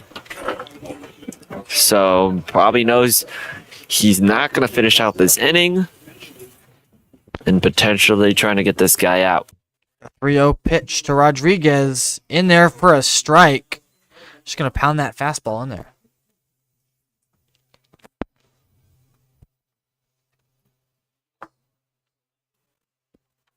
Rodriguez, the 3-1 pitch, takes outside ball 4, and it's his first walk of the night. First time he'll reach base. It'll be the shortstop Cooper Chef to step in with a runner on first base.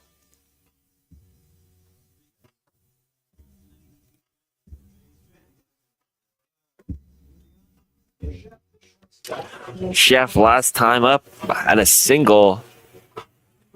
Part of that UNLV little run there in the second inning. Chef 1 for 2 so far tonight. His first pitch from Sorelli. Tries to check his swing. It's a strike anyway. And it's 0-1. Rodriguez 0 for 2. Taylor 0 for 2. They're the only two batters who are not reached base safely for the Rebels. The 0-1 pitch. Inside for a ball. It's 1-1. Chef having to raise his arms to get out of the way of that one. Sorelli at 56 pitches so far. Only faced 11 batters. Walked 2. Rodriguez not taking a big lead. The 1-1 pitch. Misses outside for a ball. It's 2-1. Only 2 strikeouts for him today. Joey Sorelli, 56 pitches, as you mentioned. 2 Ks, but only 2 batted balls on him.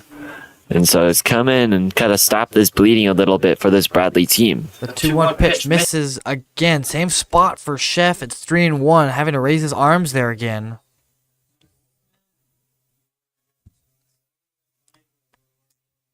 Chef not crowding the plate a little bit, so those pitches are definitely inside. The 3-1, big swing and a miss for Chef. Sorelli, that's a good fastball. Chef wanted to get all over that one, just couldn't catch up to it. And it's 3-2.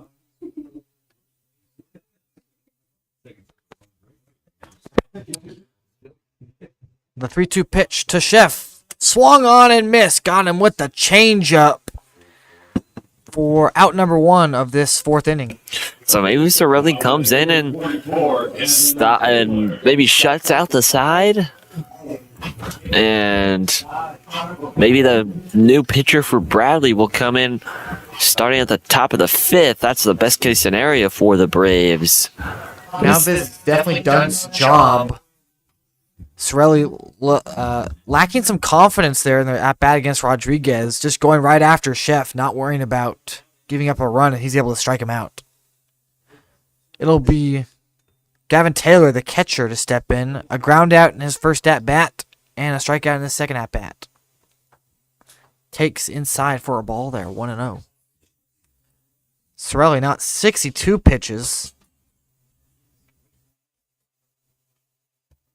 Pitching out of the stretch. Hits! Taylor. And now every single UNLV batter has reached base safely. So I believe that's his second hit batter of the day. Still in the same position in that left shoulder area. Both have been righties. Both taken one to the outside shoulder. So Sorelli likely going to come out of this game. Manager wants to have a talk with the head umpire. Looks like a lineup substitution here for the Braves.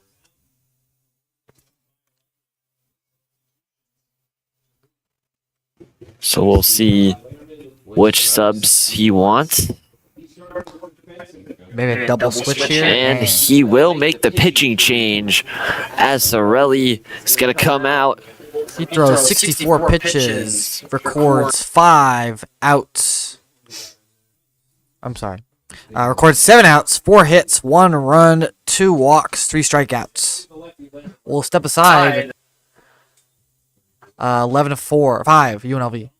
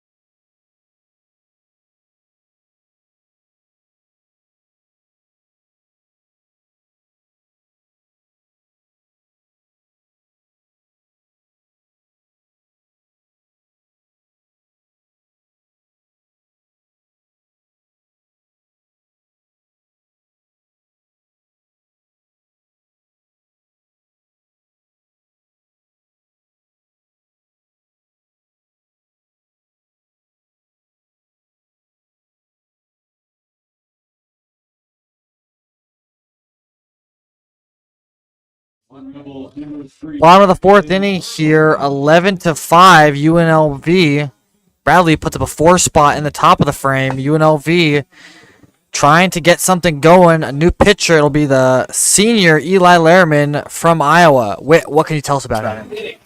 Now, here's a kid who came in last year for the Braves, and that pitch goes for a strike in the top of the zone, but appeared in 21 games for the Braves during the 24 season, making 3 starts on the mound. He logged 44 innings pitched, only allowing 56 hits and 41 runs while doing 25 walks and striking out 39 batters, so he's highly capable as he throws his second strike of the at-bat. 2 straight strikes for him. Jaden Hurdle stepping in. 2 singles so far, looking to extend this UNLV lead with 2 on. Runners on first and second. The 0-2 pitch in the dirt. Misses for a ball, 1-2.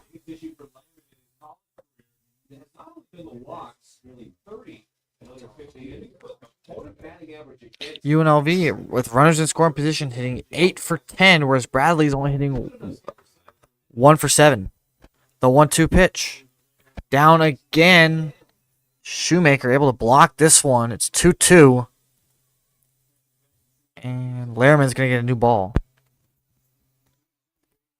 Now, we've seen a lot of pickoff attempts in the last couple innings. Lehrman actually led the team last year with 2 pickoffs and posted a perfect 1,000 fielding percentage on 6 chances, so he's a very good fielder and very good anticipatory thrower from the bump. The 2-2 pitch swung on and missed. Down goes Hurdle for the first strikeout of the inning. Out number 2, it'll be Reggie Bussey with 2 outs here.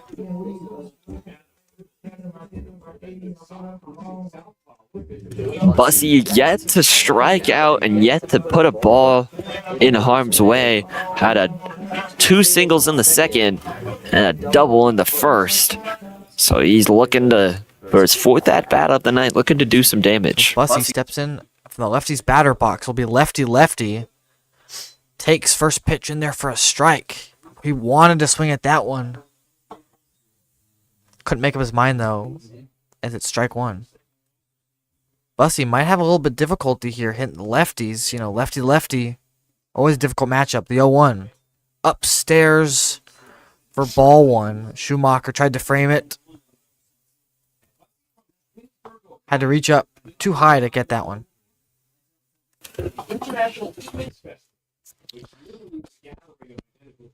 1-1 pitch from Lehrman to Bussey. Swung on and missed. In the dirt. 1-2. Bussey way out in front of that one. He just looked uncomfortable on that swing. Yeah, went fishing for it, trying to put it all over the 375 fence and misses contact for another strike on Bussey. The 1-2 pitch from Lehrman to Bussey. In the dirt. Peels down to third. No swing. And it's 2-2. Count even. A fun little fact here is obviously there's not a lot of lefties in here, so instead of going to the first base umpire to see if he went to the third base umpire. Always something you do with lefties, but it's once in a blue moon. Jammed inside to the second baseman. Miller able to make the play. That's the end of the inning. UNLV gets some runners on base, unable to score. 11-5 going into the top of the 5th inning here on UNLV Student Broadcasting.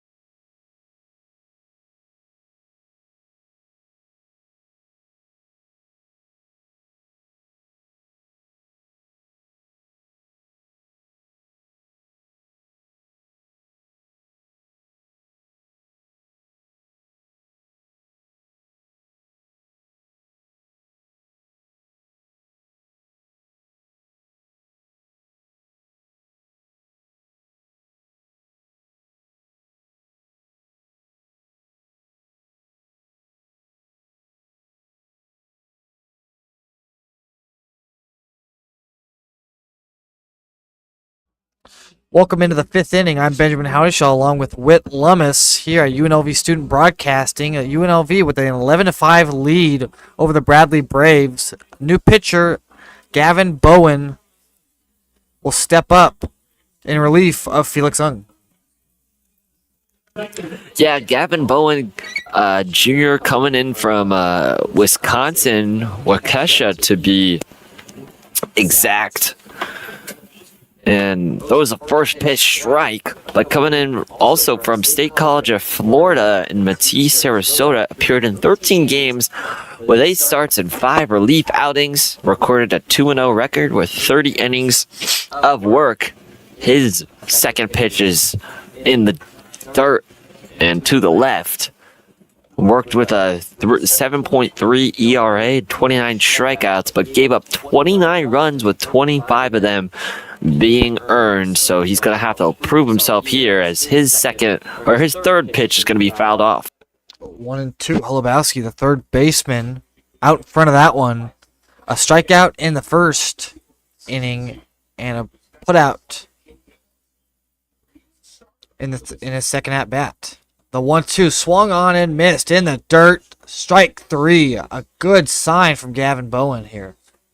Yeah, great stuff. 79 miles an hour. Slows him down with the changeup. The pitch before that sped him up with the fastball. Classic baseball move from the pitcher there, and falls for it. And Bradley receives their first out of the inning. Yeah, great setup pitch there. Michael Quick, the DH, stepping up. Lefty on lefty again. Bowen actually slips on the mound. Able to regain his composure there. Misses for a ball. It's 1-0.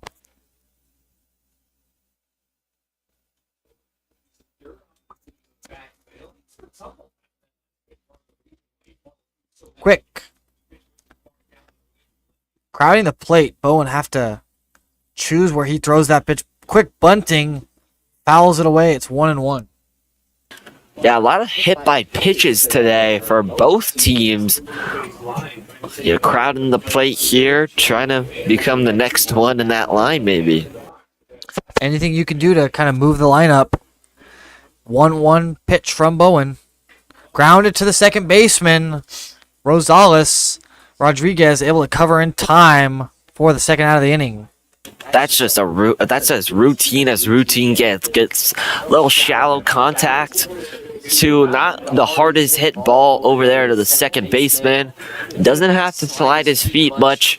Fields it cleanly and gets it over to first base for the first out of the top of the fifth. It'll be the 7-hitter Landon Lowe coming in for first pitch strike is Bowen. He's very consistent with those first pitch strikes. Count 0-1. Upstairs, ball 2, Low. Hit by pitch in his last at bat.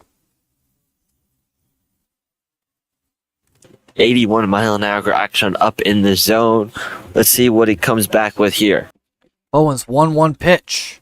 Upstairs, this one's in there for a strike. Threw him the off-speed pitch. Umpire calls it a strike. Looks like the same position as the pitch that was just called a ball, but maybe gets a little sliver of the zone here. A 1-2 pitch from Bowen. Grounded to the shortstop, Chef. Nice acrobatic play, throw in time to get him. What a play by Cooper Chef there in the hole. In the hole there, reaches out to our left to his right and kind of makes a amazing acrobatic throw there and gets the runner out. 11-5, UNLV up big.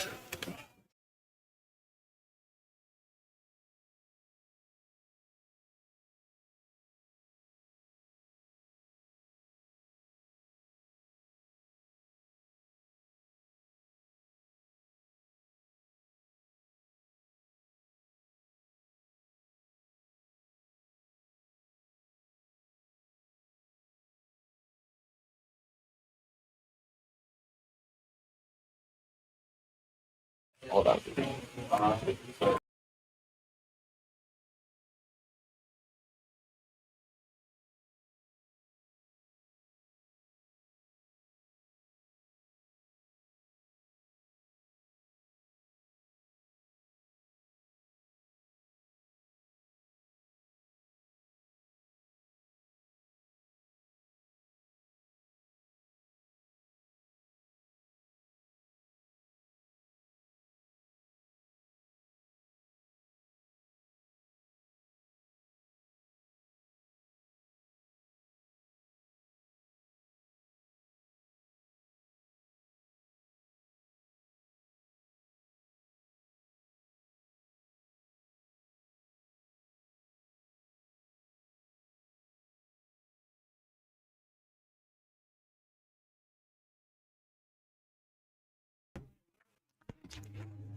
11-5 lead for the UNLV Rebels here in the top of the 6th inning.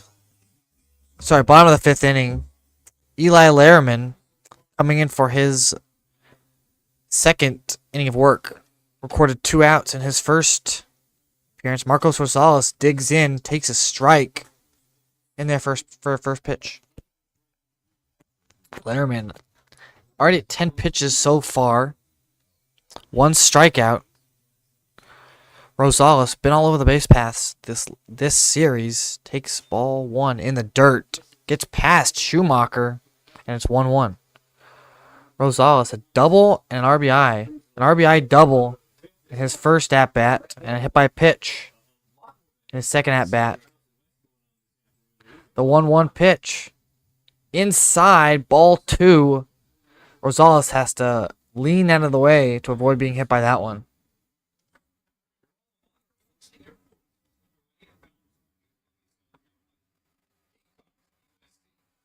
The 2-1 pitch to Rosales. Bounces in the dirt for ball 3. Infield playing straight up. Outfield playing straight up. Rosales. The 3-1 pitch. Upstairs, ball 4, and he's walked him. Leadoff walk for Rosales. The senior, Aiden Garcia, who's 3 for 3 tonight, will step up for his 4th at-bat. No outs here. Aiden Garcia transferring in from FAU. Comes up to the dish to put some more runners on base for the Rebels. The first pitch. Taken for a strike, and a good pitch by Lehrman. Start this at bat.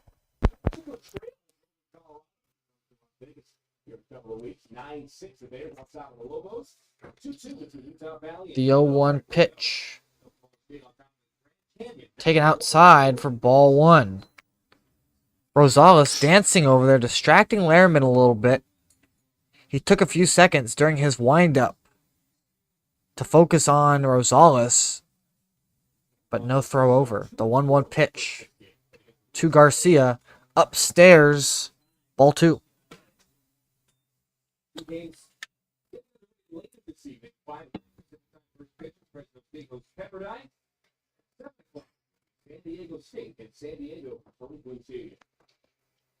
Rosales not taking a big lead over there at first.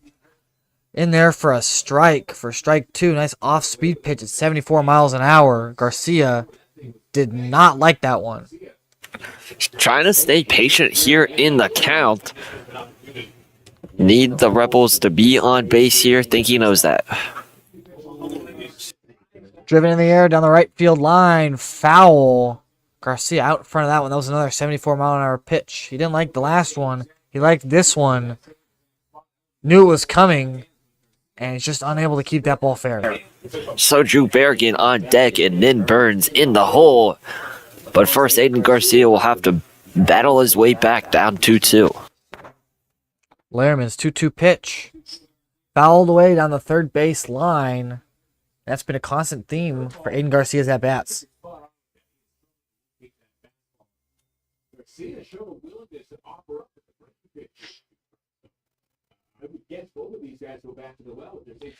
UNLV only at 4 strikeouts so far on the offensive side, doing a great job just putting together quality at-bats. As a pickoff attempt over to Martinez, and a balk is called, so Rosales will go to second.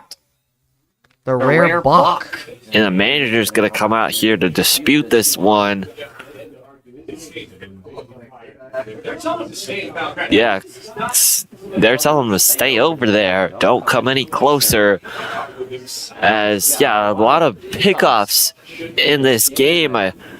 And the crucial mistake there, already down 11-5. But they need to worry about every runner trying to stop this lead. There was actually a balk called last night, so that's the second balk this series. So, very surprising. Another balk is called here. Not something you see. You'll see it maybe once every 30 games or so.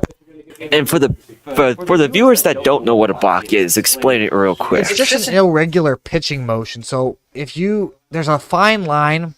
There's like an imaginary line between stepping towards home plate and stepping towards a base to pick off.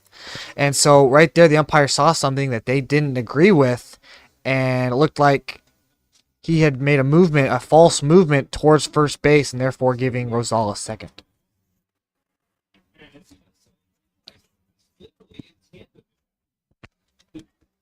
The 2-2 pitch. Garcia still working the at-bat. Fouls another one away. Another 2-2 pitch from Lerman. Rosales dancing at second. Vidal keeping him close in the dirt. Schumacher able to keep this one in front of him as Rosales has to retreat back to second. Yeah, Rosales just thought if that one was wild, he was going to go to third. Luckily for the Braves, the man behind the plate can get that one safe. The 2-2 pitch popped him up. Garcia over to Lindsey to make the catch for the first out of the inning. Garcia just got underneath that one, and Lindsey makes a nice play, moving to his right in left field to make the catch. It'll be Nin Burns the second. Berrigan. Excuse me. It'll be Drew Berrigan to step in. Nin Burns actually on deck. Jumping the gun a little there, partner. It's okay. Nin Burns is an electric player. I would want him to bat every single bat if he could. But Berrigan, almost as equally as electric. No roommates, as we mentioned, with Nin Burns. So roommate number one will take his attempt at the first pitch taken in there for a strike. Here's the 0-1. Lerman looking over at second. Grounded to the shortstop. Vidal throws a strong throw. Unable to pick it at first is Martinez. And the ball gets away from Martinez. So Rosales was running on that play, and he'll just come in to score with no throw. And it's a 12-5 ball game. You know, I thought that Vidal there for the Braves at the shortstop position fired that a little, maybe too quickly. He didn't take his time. He knew the speed of Berrigan and just tries to fire it in too quickly. The first baseman over there can't handle it. And those are the mistakes that Bradley has been making in this game. The first pitch to Nin Burns. Now it's Nin Burns batting. Yeah, Vidal just sidearmed that ball, and that ball just ate Martinez up, unable to make a clean pick at it. And unfortunately, he couldn't keep it in front of him, which allowed Rosales to score. Berrigan, not too big of a lead over there at first. Burns takes the 1-0 pitch strike in there at 74 miles an hour. Burns with a triple in his first at-bat, so looking to get on base again. The 1-1 pitch inside, almost hit him there. It's 2-1. So roommate number two now takes his attempt at the plate there ahead of the count. 2-1. Lerman records 1 out this inning so far. Ground ball, foul. Burns got in front of that one down the third base line. And he really wanted that one. He was looking for that one. It was 74 miles an hour. He was all over that one. All over that pitch. Just couldn't keep it fair.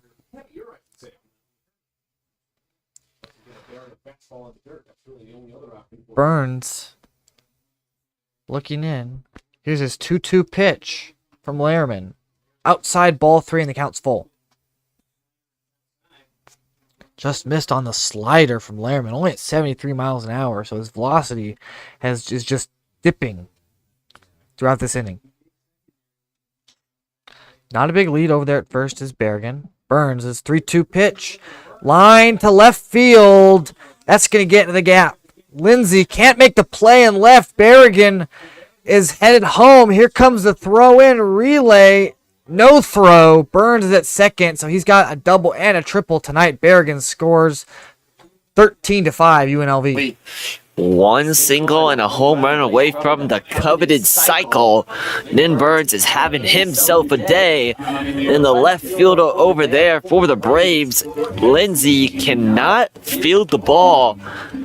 He had a perfect opportunity to throw him out at third and couldn't do it, and they send him all the way home, and a Nin Burns double starts this scoring run again for the Rebels. Yeah, it was good that Berrigan didn't hesitate running there because he might have been out at home if he had just hesitated, waiting for that ball to see if it was going to drop. The first pitch, down and away for ball one. Johnny Rodriguez, 0 for 2 tonight, walked in his last at-bat in the 4th inning. So he's looking to get a base hit here. The 1-0 pitch, lefty-lefty. Rodriguez actually moves his front foot in, closer to home plate, and it's fouled away for strike one. 1-1. Rodriguez actually closed his stance up there a little bit. Against the righty earlier in the game, he had been batting with that right foot farther out towards the batter's box, and it's 1-1. A pickoff attempt towards second. Burns able to get in safely. A low throw. Vidal able to handle it. Very good defensive shortstop over there. Yeah, Vidal is just eating up all those balls over there at shortstop. Nin Burns able to recognize it. Johnny Rodriguez lifts a fly ball to left field.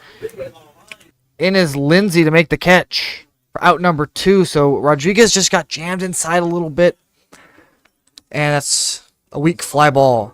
Yeah, not deep enough contact to advance Nin Burns from second. He decides to stay at second base, and now it's Cooper Chef's turn with 2 outs, and the Rebels up 8. An RBI base hit in the 2nd inning for Chef.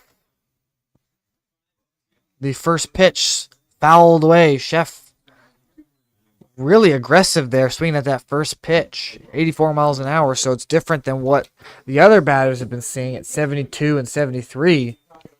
This one was at 84. Good changing speeds. There's Lehrman, the 0-1. Misses outside. Schumacher, good save over there behind the dish. Looking like a hockey goalie, glove side save. Yeah, I mean, speaking of hockey, UNLV made their way up to Utah today. Believe they split that series, and more hockey. USA beat Canada. I know we talked about that in our first broadcast. First time since the 1980. Shout out to the USA hockey team. 1-1 pitch, line into center field, a base hit. Here comes Burns, and he will score 14-5 UNLV. Cooper Chef with another single. You know, they got out to an early 10-0 lead, or I believe it was 9, something like that, 9 or 10 lead, and Bradley, kind of fired back and scored 5 runs, and now all of a sudden it's back to 9 with 2 outs and 1 on base. Taylor looking for his first base hit of the night so far. Him and Johnny Rodriguez, the only ones who have not gotten a hit so far. His first pitch from Lehrman. Grounded off his foot. And he's going to limp around the batter's box. Lehrman at 37 pitches so far. 3 runs, 3 earned, 3 hits. And a strikeout. 1 walk, though. So he's got good control. He's just able to put good bat to ball there. Gavin Taylor, this kid's tough as nails. 6'2", 205. I mean, Dean's List honoree last year. From Los Angeles Valley College. Recorded a team best 358 batting average with 44 hits, including 6 runs around the track. 9 doubles, 2 triples. 6 stolen bases, and had 17 extra base hits that led his team. So another capable hitter for the Rebels. Taylor able to get back in the batter's box. The 0-1 pitch. Runner goes Throw is low, not in time. Unable to handle that ball is the second baseman Miller. And Chef's in there safely. I think Chef was arguing that, that ball was a little wild, and he thought about going to third, but he was blocked by the second baseman. I think that's what he was talking to the umpire about, but he says, yeah, let's just play ball.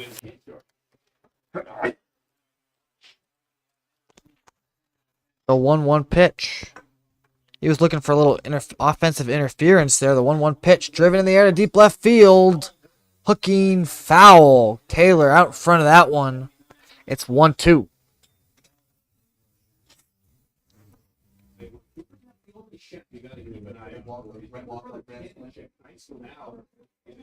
.79 miles an hour pitch from Larriman. The 1-2 pitch, pickoff attempt towards second. Throw gets away from the second baseman Miller and goes into right field. Chef is going to be held up at third. And now runner on third base with 2 outs here. Just another pickoff error. I believe that's the second of the night for the Braves. And it's just been ugly here for them. I mean, it seems to be mistake after mistake. No matter how potent this Bradley offense is, the defense seems to fall asleep. The 1-2 pitch grounded to the shortstop Vidal, and gonna have plenty of time to throw a good strong throw for the out. Taylor is retired, so it's 14-5 going into the top of the 6th inning. UNLV leading. And just as I say, Bradley's defense is letting them down right now. They make a routine play and a nice throw over there to first. Like you said, UNLV 14, Bradley 5.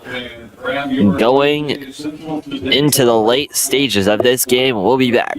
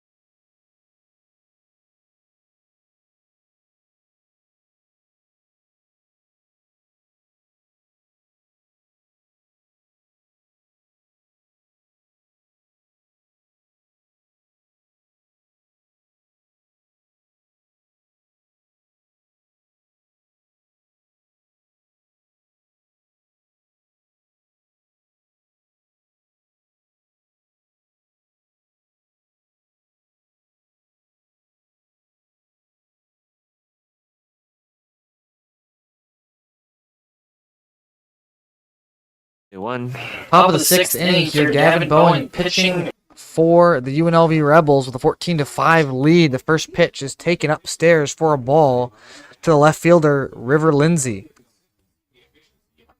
The 1-0 pitch. Grounded softly to first. Rodriguez, plenty of time to field it. He'll just take it himself for the first out.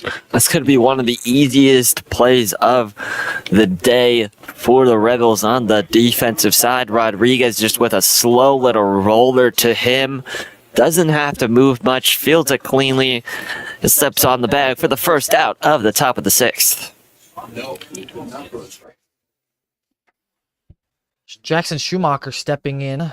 Takes a first pitch strike. Yeah, Rodriguez had to decide whether he wanted to wait for that ground ball to come to him and then stretch over to first, or charge the ball and then step on first. First pitch, the 0-1. Swung on and missed. Strike 2 from Bowen. Good 89 miles an hour.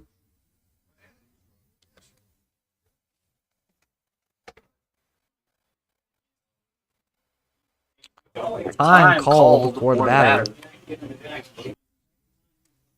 And it's 0-2.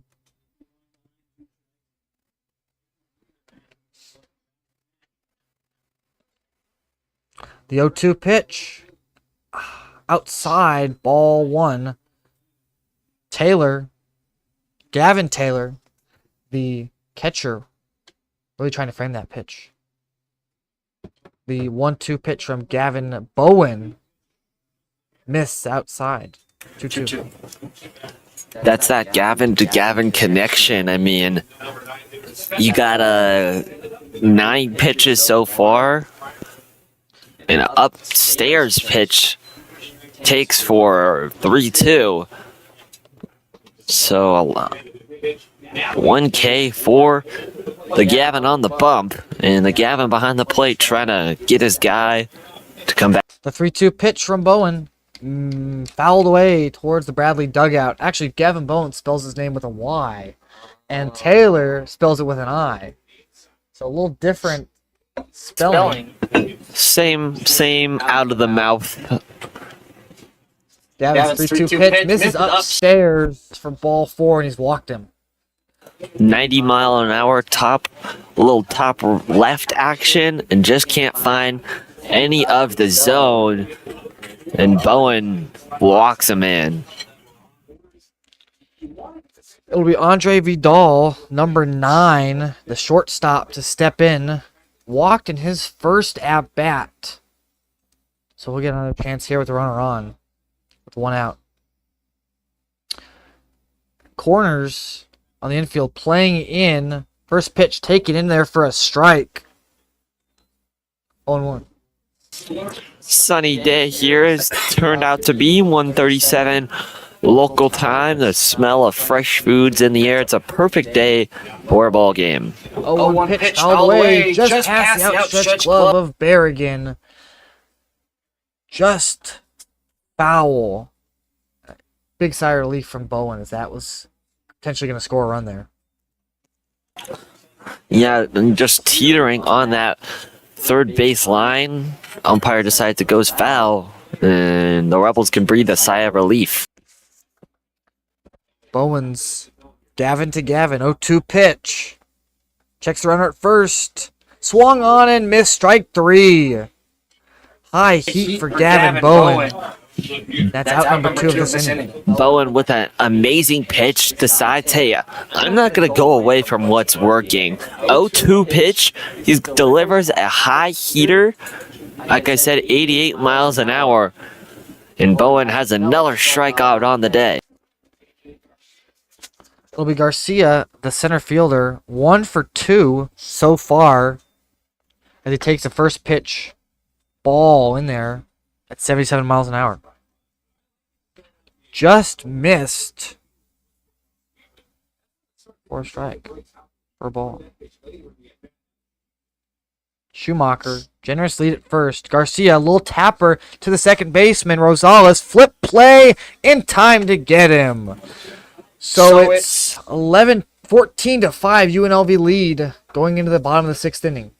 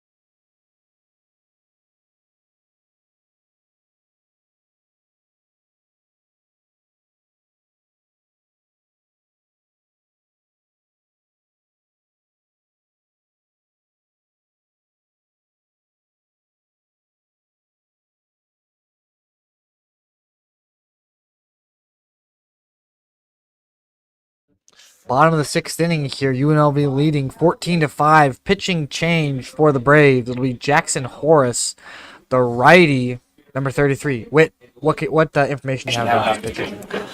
You know, number 33, a senior out of Kyoto, Iowa. In his first season at Bradley last year, Horace made 18 appearances out of the bullpen, finishing with a 1-2 record and an 8.49 ERA across 23.1 innings. He struck out 23 batters and walked 20, allowing 27 hits. Opponents have a 307 batting average against him, but he did log a perfect fielding percentage, recording 4 assists without an error. His first pitch is a strike there, down and low. At 90 miles an hour. So we've been seeing like 86, 85 miles an hour, and here comes Horace, who's just going to be pounded in there at 90 miles an hour. Definitely going to have to make some adjustments for the UNLV batters as Hurdle grounds that ball to the second baseman. Nice play in time to get him at first. You know, those are always the hardest ones as a infielder. Those little choppers. You know, not a lot of exit velo off of that one, and it's bouncing a lot. Good play there from the Bradley second baseman in Skinner to make that play over to first for the first out of the inning. Defensive substitution over there at second base. Hayden Miller started the game over there. Luke Skinner just came in this last inning during this pitching change as Reggie Bussey steps in for first pitch ball. 1-0.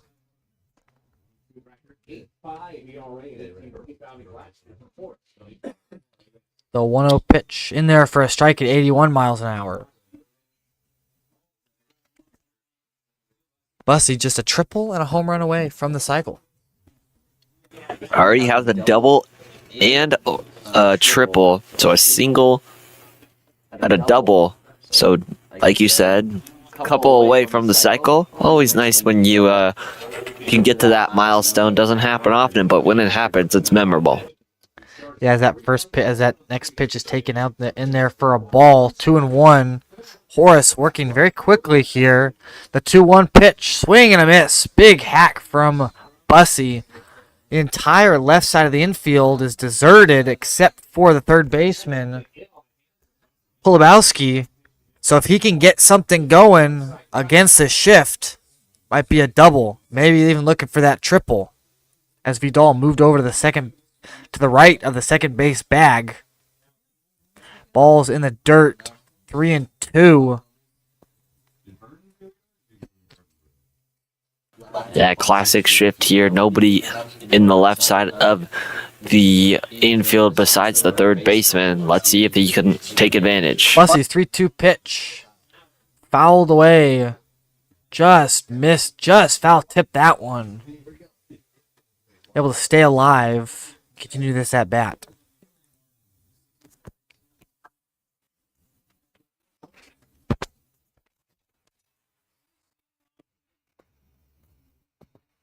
The 3-2 pitch to Bussey.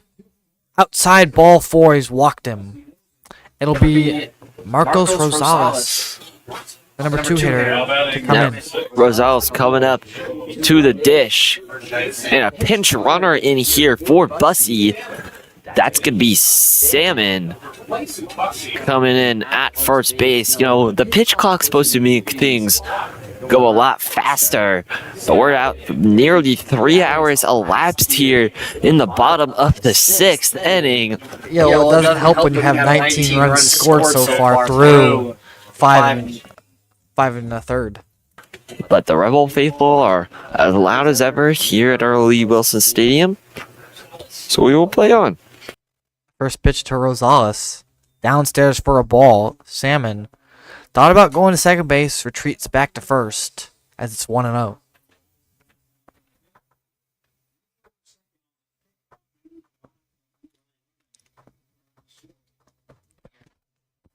Horace looking in for the sign. The pitch. 1-0. Jammed in the air to center field. Here comes Garcia. Late reaction. Can't find it. Loses it in the sun. And it drops in front of him. Salmon able to react quickly and heads into second base safely. Yeah, just a unfortunate play there in center field. The sun was to his left and was cloudy earlier today. Since has come out shining on here at Earl, and so loses it and advances it for the Rebels.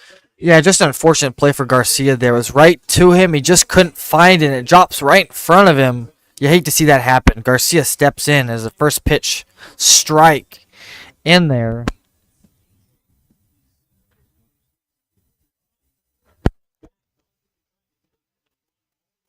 Horace at 11 pitches so far. The 0-1. Swung on and missed. 0-2 to Garcia. Fishing for an off-speed pitch, 80 miles an hour there. Bottom right, that was a thing of beauty. Expect one of the same, down 0-2. The 0-2 pitch, Salmon dancing over there at second base. Vidal retreats to his position. Upstairs, checks his swing, appeal down to third. He went around. Strike 3. Garcia not happy with that one. I'm just going to have to take the silent walk back to the bench. Thinking he didn't go, and Al Berrigan up for UNLV.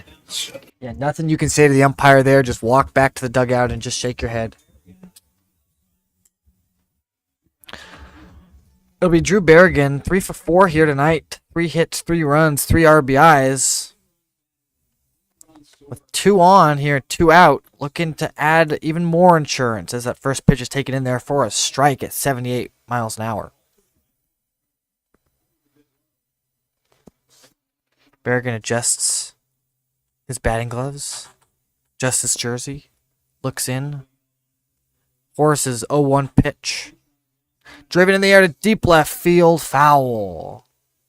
Berrigan all over that one, very early on that one. If he would have got a hold of that one, oh boy. Another 3-1 on the board for the Rebels, but sigh of relief for the Braves as they live to fight another day. Horace's 0-2 pitch. Fouled away. Jammed inside to right field. Low. It drops in front of Low. Here comes Salmon.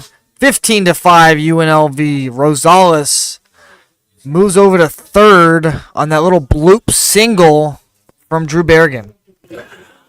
And that makes this lead 15-5 with one of the most dangerous hitters at the plate in Burns here with a runner on third and first. So a triple in his first at bat, a double in his most recent at bat, just a single and a home run away from the cycle. He'll have potentially enough at bats to be able to get it done. Needs that coveted home run. Already got the arguably hardest option done in the triple. Timeout called on the field, and then Burns steps back into the box. Horace at 17 pitches so far, 2 hits, 1 run given up. The pitch fouled, grounded to the first base side, right through the shift, and it's the single for Burns. And another run comes in to score. 16-5. There's one part now, 1 home run, 1 blast across the fence for the cycle.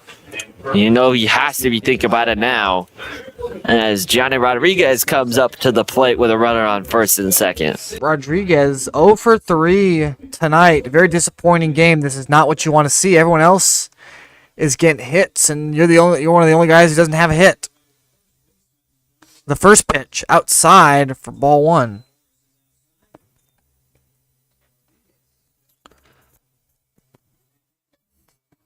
Rodriguez opens his stance up a little bit, facing the righty. The 1-0 from Horace. Taken downstairs for a strike. It's 1-1. You know, funny thing about Johnny Rodriguez coming over from Fullerton, California.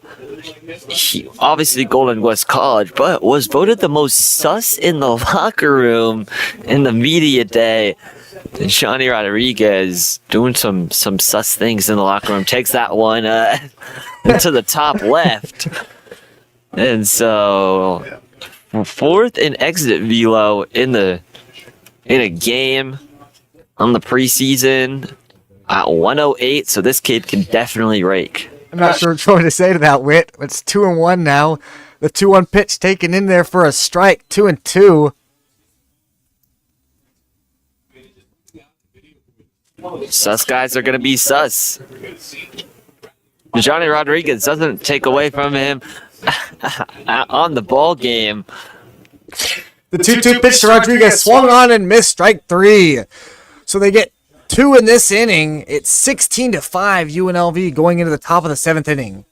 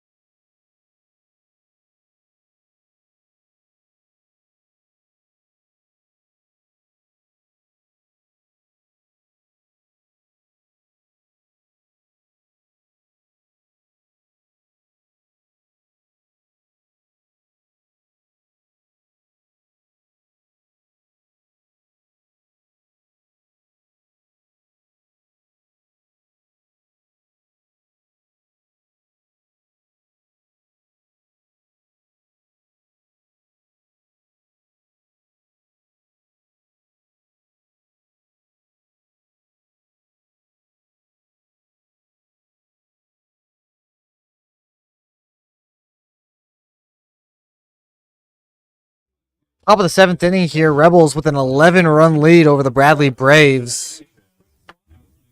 Davin Bowen in here for his 3rd inning of work. Jaden Sanchez taking over in center field as Salmon moves over to left. So Hurdle's taken out of the game. Actually, Nicky Garitano moves over to second base in replacement of Marcos Rosales. First pitch in there for a ball.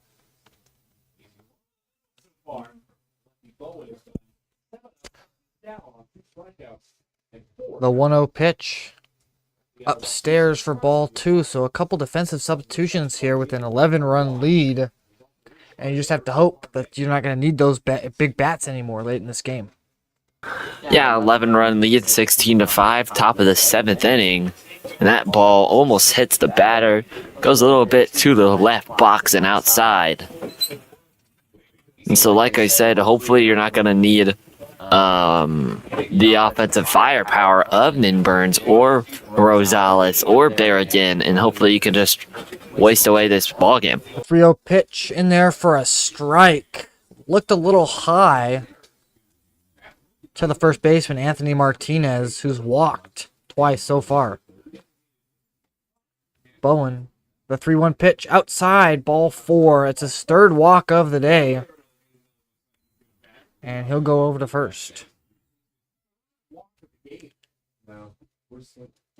It'll be Luke Skinner, the sophomore.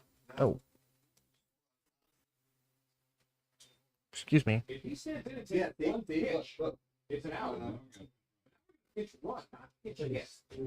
So a pinch runner coming in for Martinez over there at first base.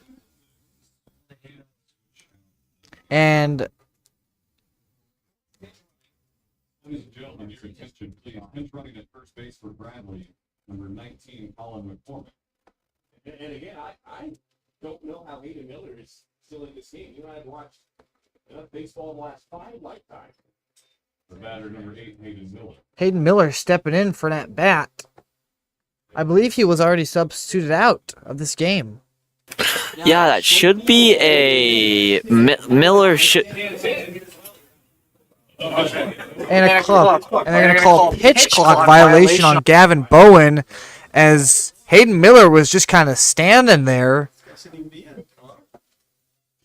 There's a little bit of confusion about if Miller was supposed to be out of the game, and they call a pitch clock violation, but the strike is down the middle. In there for a strike to Hayden Miller. And the count's 1-1. 1-1. Swing and a miss. Strike 2. Big hack at the fastball.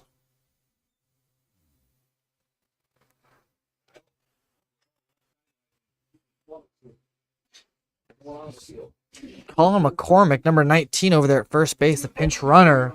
The 1-2 pitch from Bowen. Outside, ball 2. Well, the rules state that if you sub a player out, they cannot come back into the lineup. And Hayden Miller's here at bat taking pitches. Yeah, the batter should be Luke Skinner, the second baseman. But I guess something happened there. The 2-2 pitch upstairs, ball 3. And it's a full count.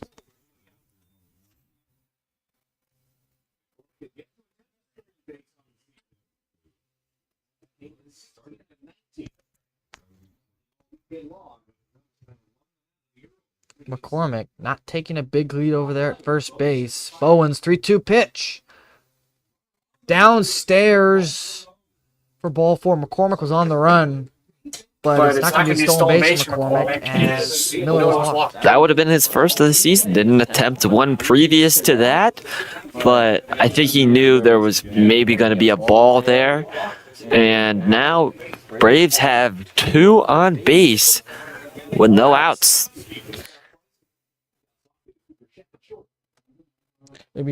It'll be Jack Holubowski stepping in with 2 on and nobody out here, and a prime opportunity to get some runs here for the Braves. The first pitch, line down the left field line, foul, just right before the Braves bullpen. That could have been dangerous. Yeah, I mean, Braves looking to be aggressive here, down by 11. Pitches high and outside to the right. Gonna be another ball.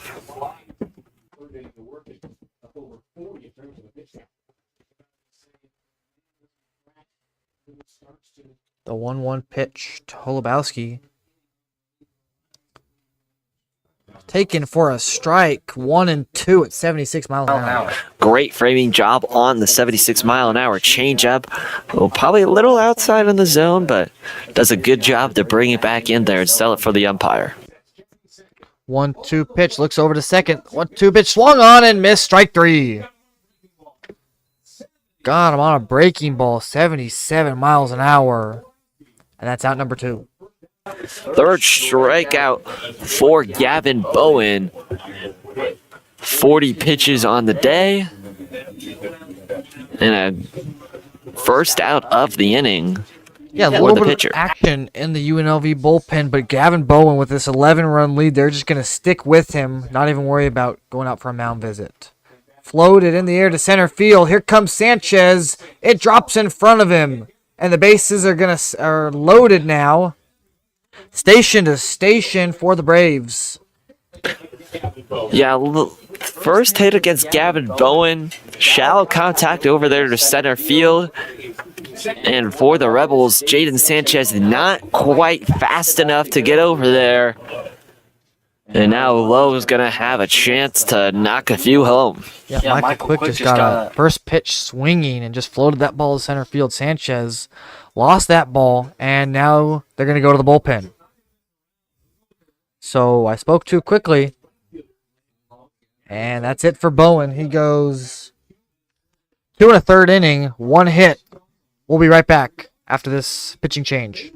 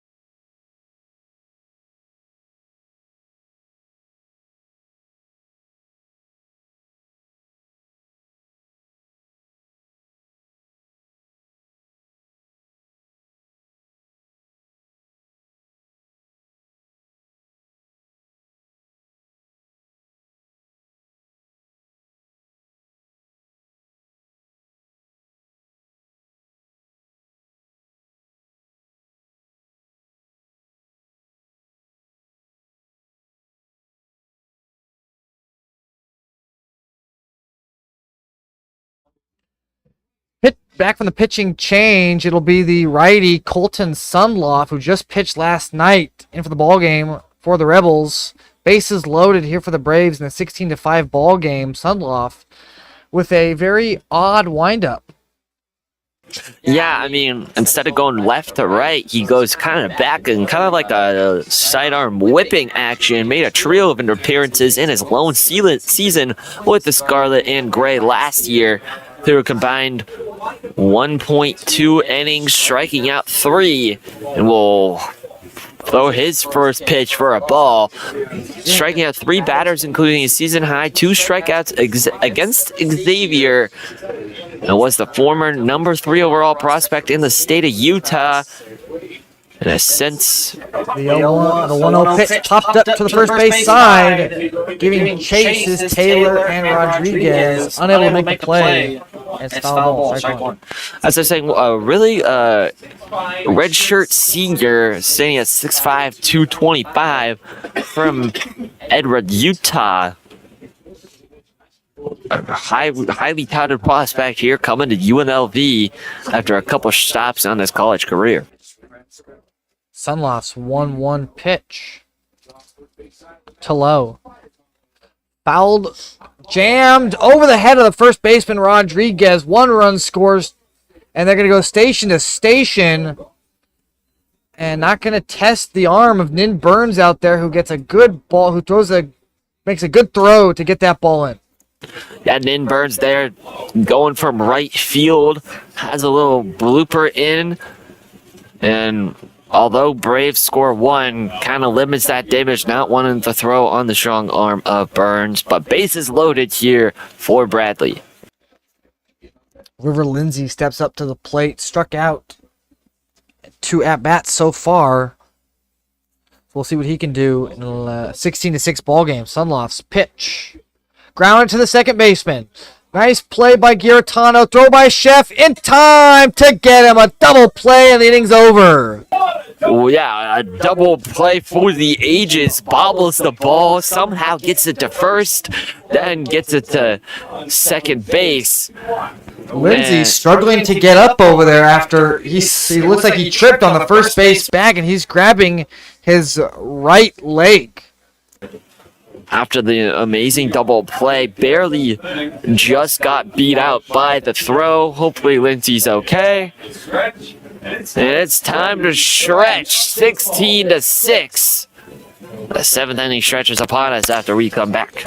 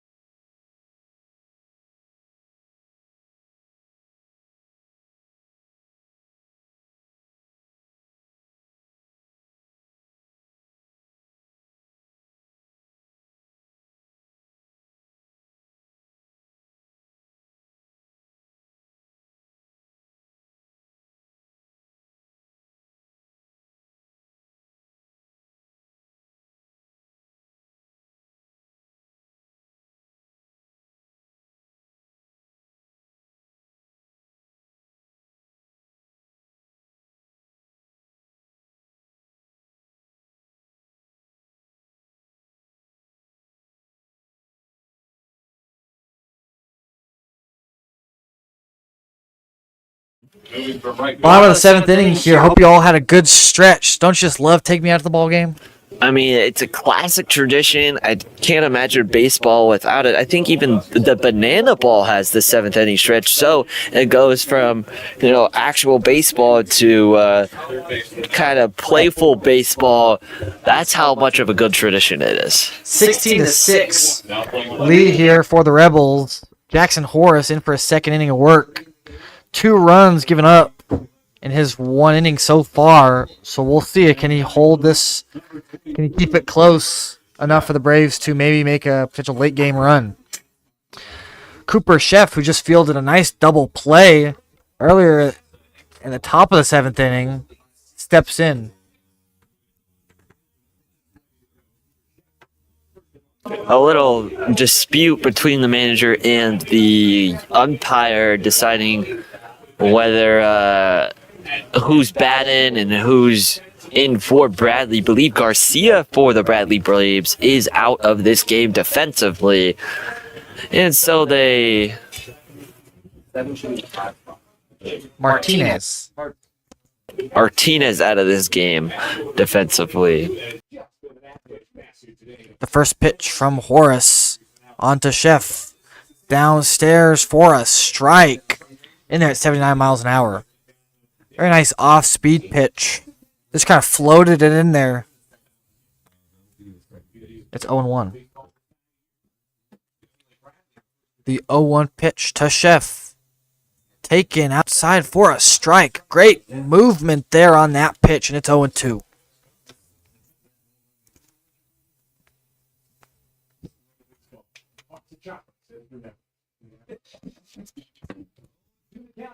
Horace's 0-2 pitch fouled away. Sheff out in front of that one at 91 miles an hour. Third baseman Holubowski making a good effort to try to keep that ball fair. Towing that left field line again, and can't quite get a hold of it, but ready for that pitch. 0-2, grounded to the shortstop Vidal.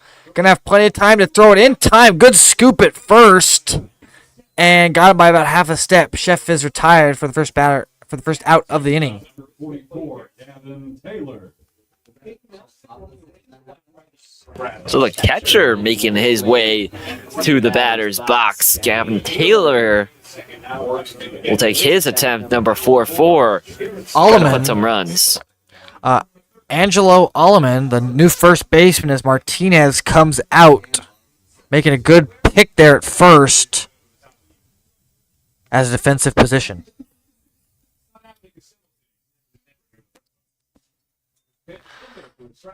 First pitch in there for a strike to Gavin Taylor. It's 0-1, 88 miles an hour. Horace able to settle in for Bradley, a great reliever, and Taylor grounds that one off the glove of the third baseman, and Taylor is going to stop at first with a single. That ball got into the outfield. McCormick, the defensive substitution at third base because of a pinch run, unable to make that play. Yeah, it just goes a little past him. And now Rebels have one on the bags. And they're in business with only one out.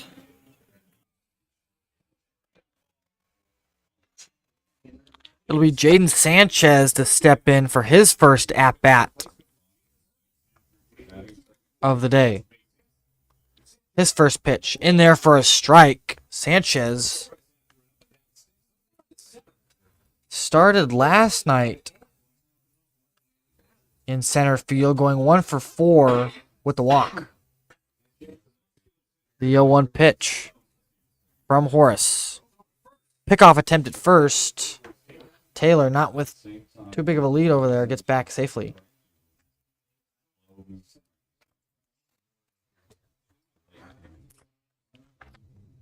Horace checks the runner over at first, looks in for the sign. His 0-1 offering. Driven in the air to deep left field. Back near the wall. It's out of here. 18-6. UNLV as Jaden Sanchez lifts that ball over the left field wall. It's gone.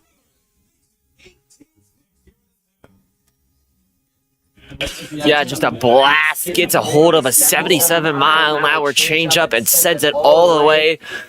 That thing might have went 355 out of the fence. 18-6. What an offensive explosion from the UNLV offense so far.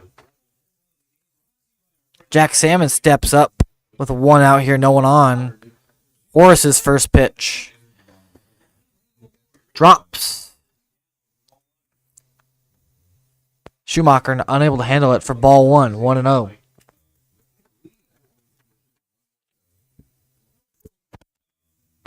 .88 miles an hour. Jack Salmon's 1-0 pitch upstairs for ball 2. 2-0 to Jack Salmon.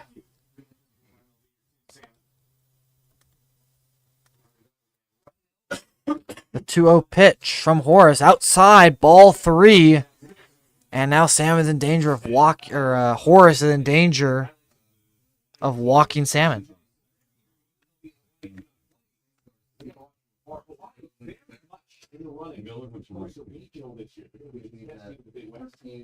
Outside, ball 4, and he's walked him. Clutch walk there after a good home run by the Rebels, 18-6. And another person on the bag. Gartano steps into the box to try to add a couple more. Trying to get UNLV to a nice 20 runs. Runner at first base. First pitch. Offers it that one in there for a strike.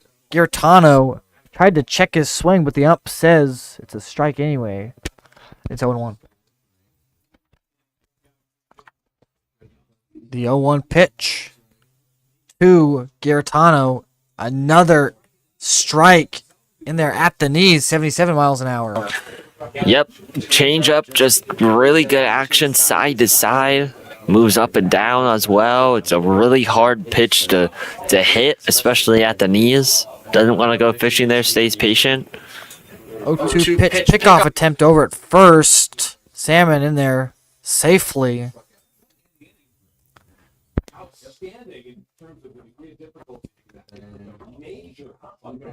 Horace looking over at first. Salmon most likely not going to go. Horace's 0-2 pitch to Gartano. Swung on and missed.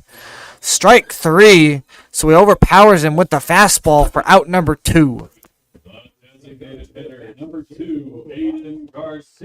Now Aiden Garcia going to step into the dish after a strikeout there. And Rebels gonna have to be cautious here. I mean, you don't want to end this without any runs, especially with leaving a person on the bag. Garcia's first pitch fouled away down the first base line, way out in front of that off-speed pitch from Horace. All over that one, Garcia.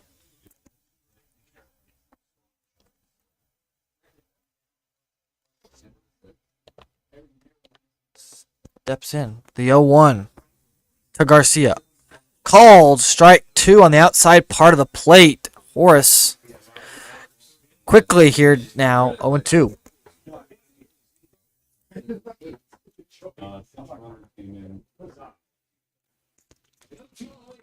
The 0-2 to Garcia, fouled away down that third base line, and that leaves the stadium. Garcia doing anything he can just to stay alive here. Does not want to be the batter to get out this inning.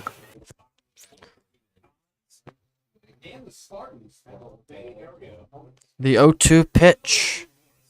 Fouled away down that third base line. About the same place as that last foul ball. Garcia's been fighting all day. I think we had that 1-2 innings ago that he just kept fighting in the 5th. So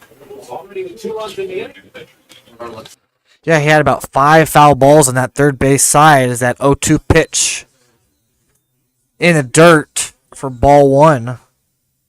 Horace still working in there. A little bit of action in the Braves bullpen. No action in the UNLV bullpen. The 1-2 pitch to Aiden Garcia. Down in the dirt. It's 2-2.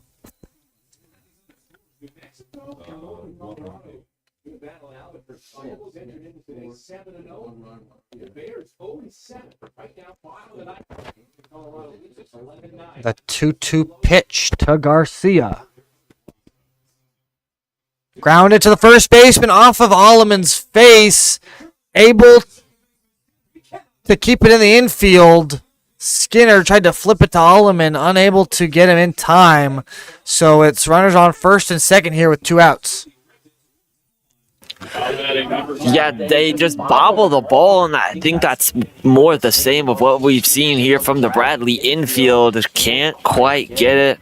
These choppy balls, and another bag is going to be on base for UNLV.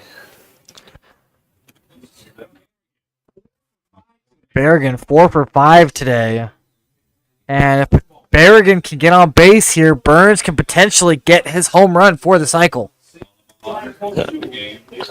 So Berrigan looking obviously to get on base just for the good of the team. 1 base is open, 2 runs on base. That one goes down to the right side and checks with the right side umpire, the first base umpire, excuse me, and he gets called for a strike.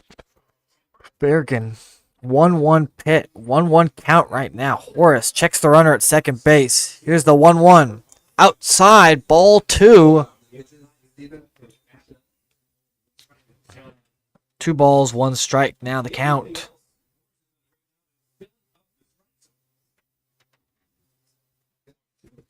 (18-6) here in the bottom of the 7th inning.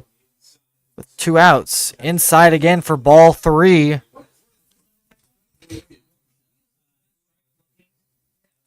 And it's 3-1 now. Horace finds himself behind in the count again. In there for a strike, 3-2. So runners will go on this next pitch. You got to make good contact here.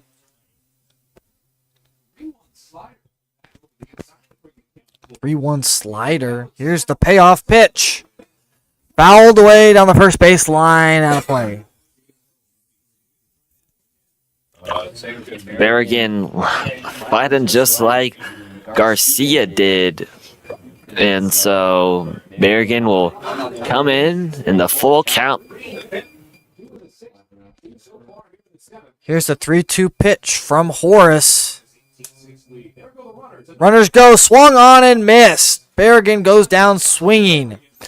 UNLV gets 2 off the Jaden Sanchez home run. It's 18-6 UNLV.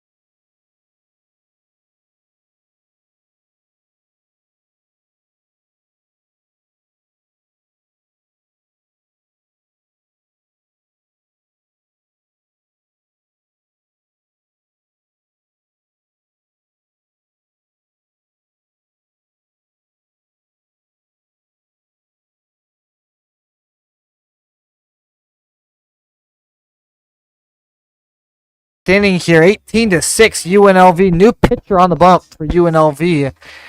It'll be the righty out of Piedmont, California, Cal Barna. Cal Barna coming in out of UNC Asheville, made 16 appearances in his second season in Asheville, totaled 9 innings, and fires a strike down the middle for strike one.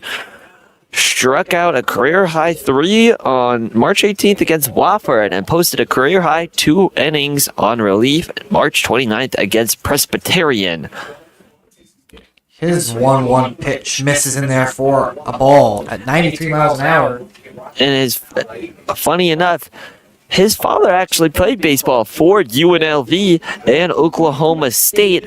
His name, Tim Barna. Cal Barna stands at 6'3", 200. And That third pitch of the at-bat misses outside for a ball. 2-1. 2-1 pitch misses outside again. Just slipped out of his hand there to the backstop. 3-1.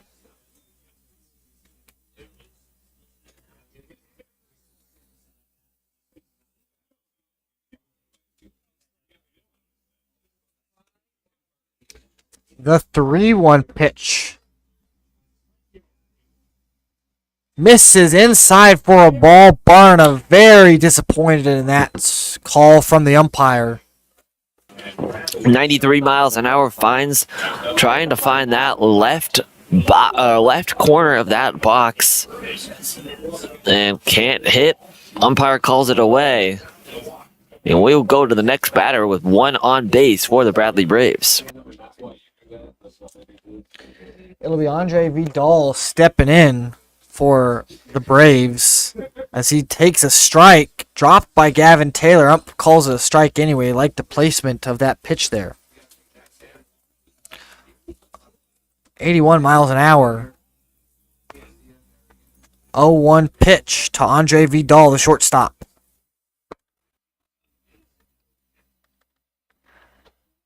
Checks his swing, peel down to first, no swing. Vidal offered at it, but he's able to hold it off. And it's 1-1.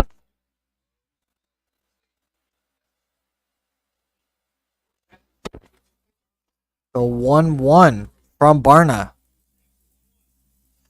Outside, called strike 2. Very good slider. Great movement there from that pitch. And it's 1-2. Yeah, sliders are always one of the hardest pitches to call, not only as an umpire, but to hit, because so much movement there and places it down, and that was a good pitch. Pitch in the dirt, gets away from the catcher, and Cal Layton will move up to second base on the wild pitch. Vidal offered it to pitch, but it was outside, called a ball, and it's 2-2.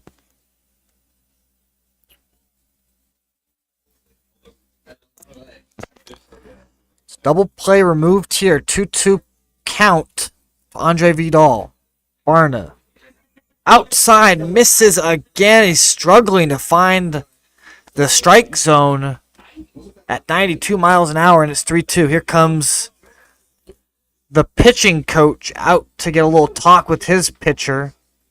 And Bradley is going to take their own. Bradley head coach is going to come out of the dugout and talk to the home plate umpire, Alex Nash.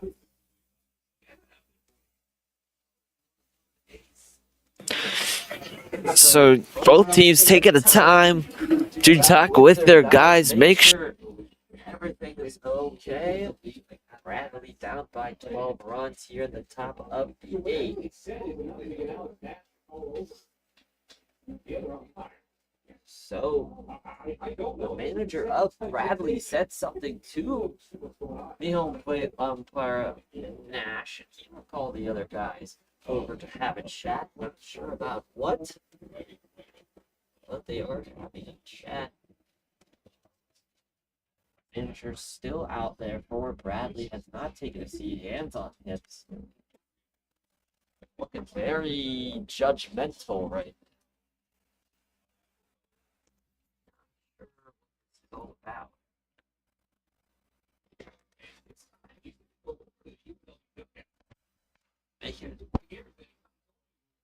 And the umpire is going to head over to the UNLV bullpen, and they're going to talk to the bullpen manager. Could be looking at the glove, maybe a little substance on his glove there.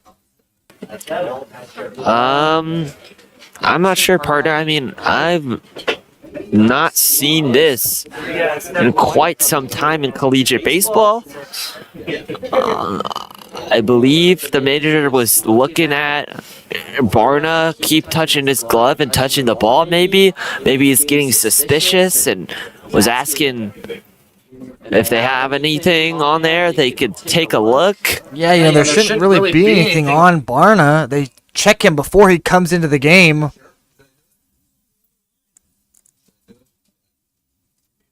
Barna just tossing that ball up into the air, not able to make.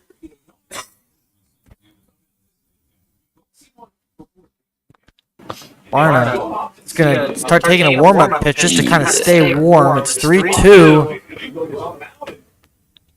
to the shortstop Vidal. We're still waiting to see what the umpires are up to. They're still congregating. So 2 over there near the UNLV bullpen, 2 discussing near the catcher.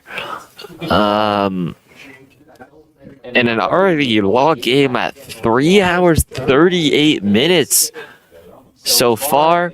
We have another stoppage of play started here at 11:05 local time, currently 2:31.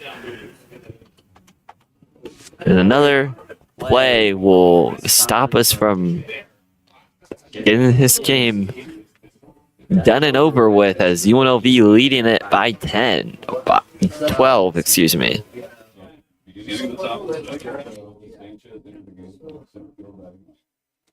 So while they figure this out, we're going to go to the break, and we'll be back after this short break.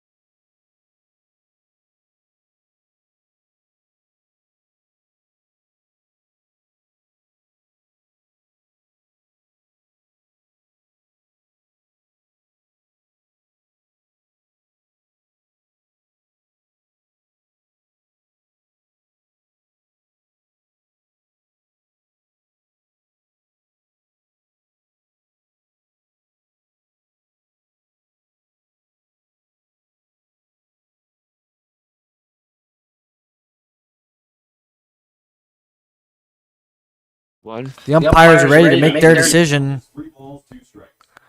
The count stays 3 balls, 2 strikes. And the Bradley manager is still standing out there, waiting to hear their ruling. Way longer than needed review. I mean, that was, I think, elapsed at 3 or 4 minutes for review. I don't think we're going to get an answer of what happened. No ruling on the call. Nothing changes, so it'll be runner on second base. No outs. 3-2 pitch to Andre Vidal.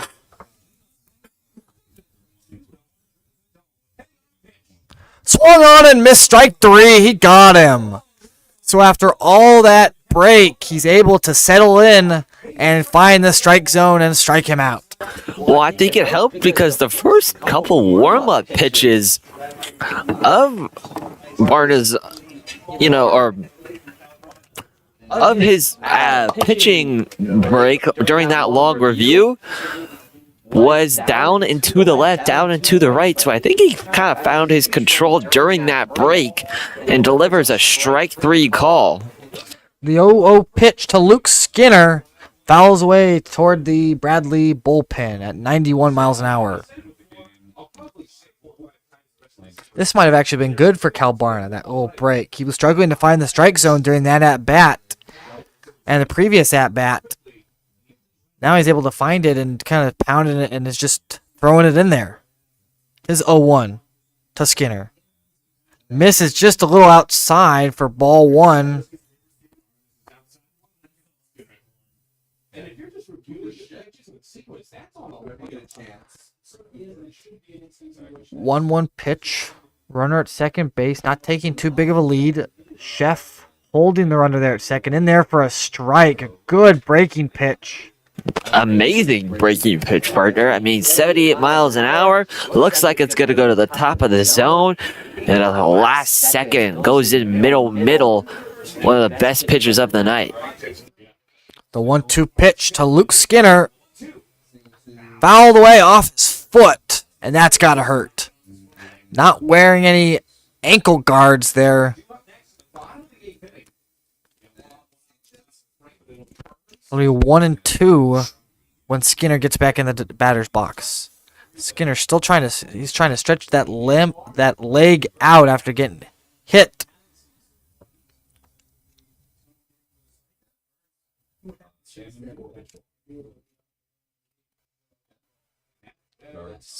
Skinner taking his time to get back in the batter's box. Barna walking around the mound, waiting for the next pitch. The 1-2 from Barna. Outside, ball 2. That one slipped out of his hand there, way outside. Good save by Taylor, and the count is now 2-2.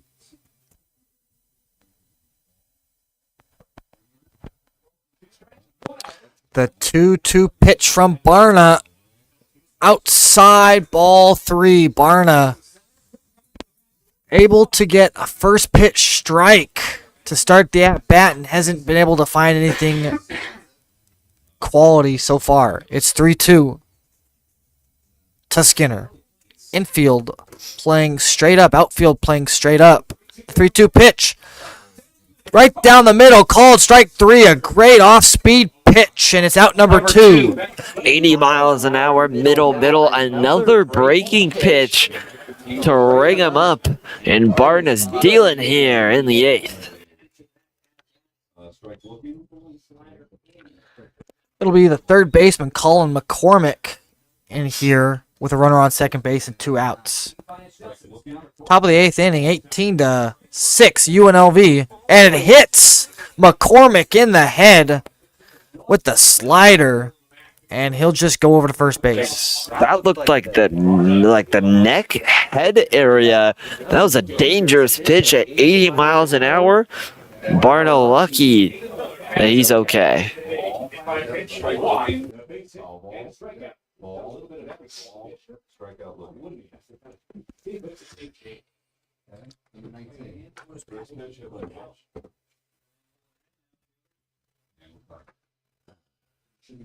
It'll be the second baseman, Hayden Miller, coming into bat. And fastball high, almost hits Miller. 93 miles an hour. That was a screamer. Barn still struggling to find the strike zone. A little bit closer there. It's 1-0. The pitch. Taken for a strike. A good slider in there. Good movement. Miller wasn't ready for it.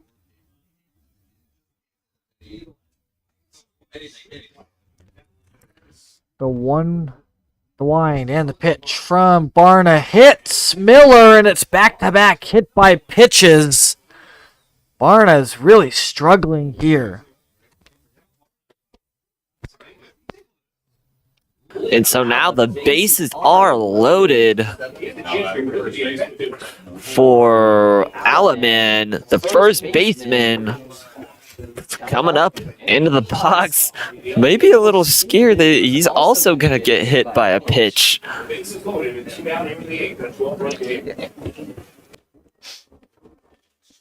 like facing Nolan Ryan. You're not sure what kind of control he has, and you don't want to take that at bat.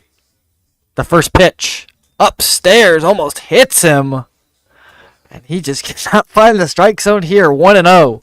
And these aren't change-ups that are going by these guys' faces. These are 93 mile an hour heaters.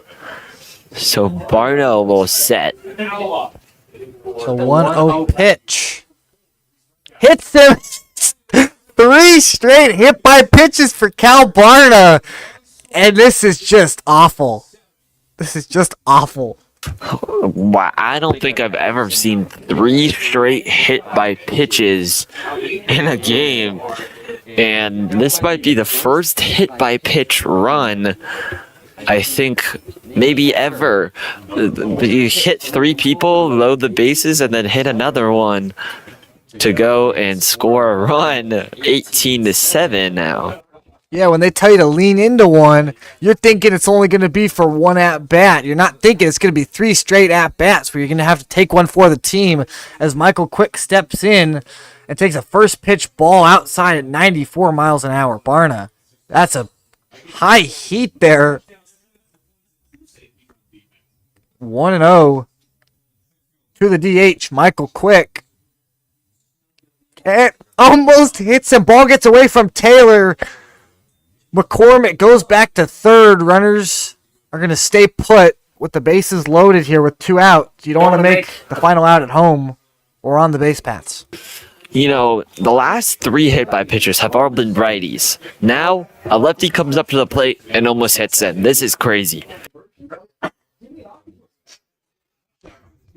The 2-0 pitch. 2 balls, no strikes to Michael Quick. Outside, ball 3. Michael Quick. 18-7 ball game here. Are you giving Michael Quick the green light? Or you just wait for that hit by pitch?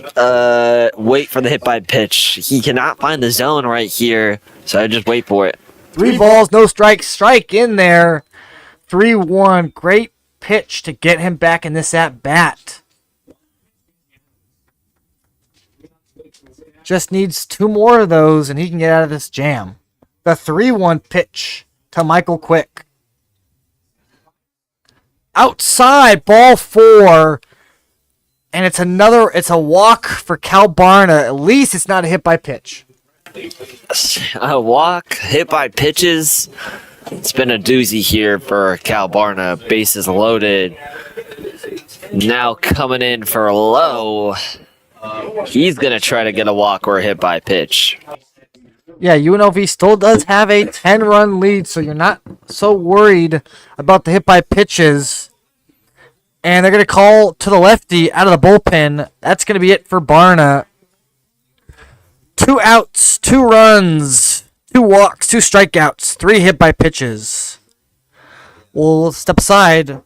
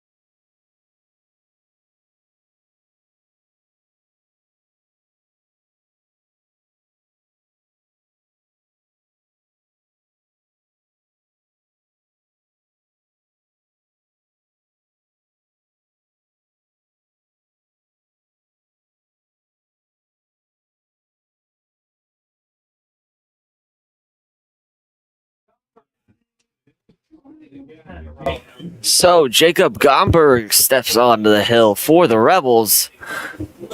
5'10", 180 pitcher, lefty from Coral Springs, Florida. He will step in with the bases loaded to try to deliver a pitch to low. 0-0 comes in and it's high and up. That's going to be a 1-0 pitch from Gomberg. At his sophomore year at Florida, made 3 relief pitches, totaling 1 inning for the Orange and Blue. Posted a 63 ERA with 7 runs allowed. His 1-0 pitch and goes in the dirt for a ball, so count will be 2-0. And struck out a batter against Miami on March 2nd. Recorded 2 outs out of the UF bullpen versus Georgia on March 22nd. And now gets the nod to try to close this game out for the Rebels. The 2-0 pitch into the gap between first and second. 1 run will score. And gets the stop sign at third. So now just a 9-run lead for the Rebels.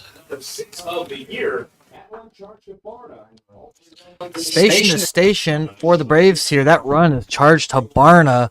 Well, still 2 outs here for the Braves. Excuse me, for the Rebels. Base is still loaded. It'll be Peyton Nelson, the left fielder, to step in. Gomberg's first pitch. Big swing and a miss. 94 miles an hour. My 4th game. Our average game time is over 3. The 0-1 pitch to Peyton Nelson. From Gomberg. In there for a strike. Another good pitch from Gomberg.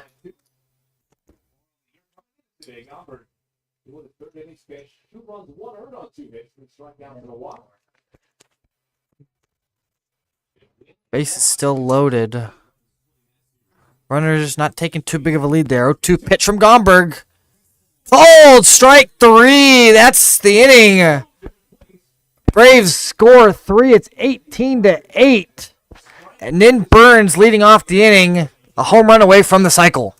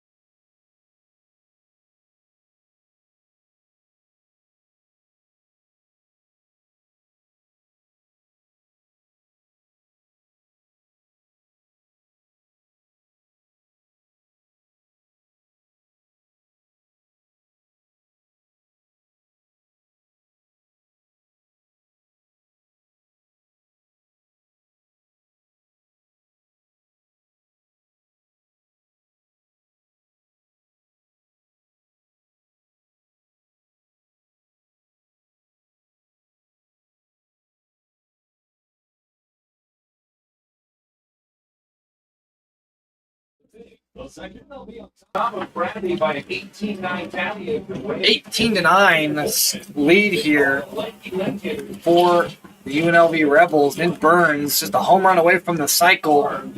A triple in his first at-bat. A double in his third at-bat and a single in his most recent at-bat. The first pitch from the new pitcher, Tristan Duke, in there for a ball. Now here's Tristan Duke, who just had the ball transferred to Bradley after pitching for Wichita State and posted 9 appearances. Nin Burns with a shallow shot to left field and a double there for a fielding error. So that'll be it for the cycles. He won't be able to get, realistically, he won't be able to get another at-bat. So, but a great performance here tonight, this afternoon from Nin Burns. Johnny Rodriguez, the first baseman, will step up. Only guy who does not have a hit so far who started this game. The first pitch. Ball 1. You gotta feel for Johnny Rodriguez. Everybody, I mean, we're talking about cycle talks with Nin Burns, and he hasn't even seen first base today, so definitely looking to change that. Yeah, been a hit parade. He just can't seem to find the broadside of a barn door, as they like to say.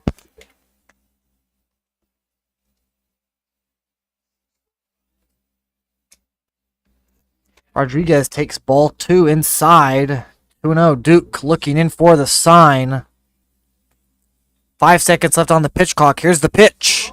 Upstairs, ball 3. Rodriguez has walked in the 4th inning in his 3rd at-bat.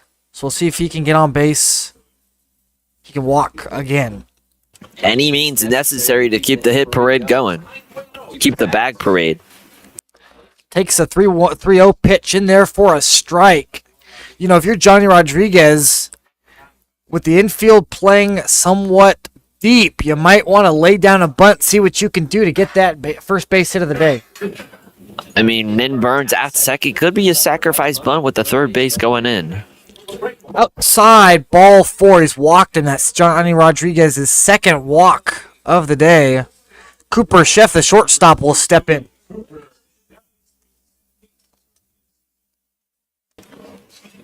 That's a 73 mile an hour, just like a little meatball to the middle left of that zone, and just a little bit outside the zone.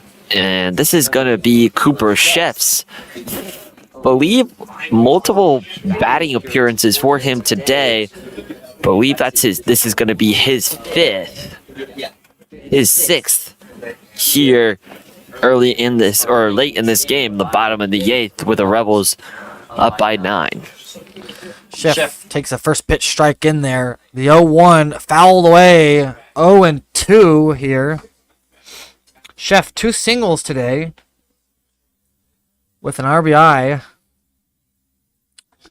Sorry, 3 RBIs. 5 at-bats, 1 strikeout. It's 0-2 here. Runners on first and second here. Nobody out for the Rebels here in the bottom half of the 8th inning. Outside, called, strike 3. Beautiful slider. Chef just watches it, and he'll take his slow walk back to the dugout. And a 74 mile an hour ball. Chef looked like he was going to swing there, just for some reason held back. And just, yeah, as you mentioned, a slow, painful walk of shame back to the dugout, knowing he probably should have done something bad to that pitch. Unable to pull the trigger there. It's the catcher, Gavin Taylor, here. 1 for 4 so far. Singled in his last at-bat in the 7th inning, as that first pitch is taken upstairs for a ball. Tristan Duke checks the runner at second in Burns. Burns able to get back in quickly. No throw, though. The 1-0 pitch to Taylor. There goes Burns. Double steal. And Rodriguez has stolen second. Burns goes down to third. Schumacher threw the ball to second instead of third with no chance to get Burns, and Rodriguez is able to get in under the tag. Yeah, good play there from the Bradley defense. Just could not get it. Couldn't get it in there in time. Nobody was really there at the bag. And a good defense, but better offense from 1-1 the pitch Rebels. gets away from the catcher Schumacher, and here comes a run. Burns will score. It is now 19-9 UNLV.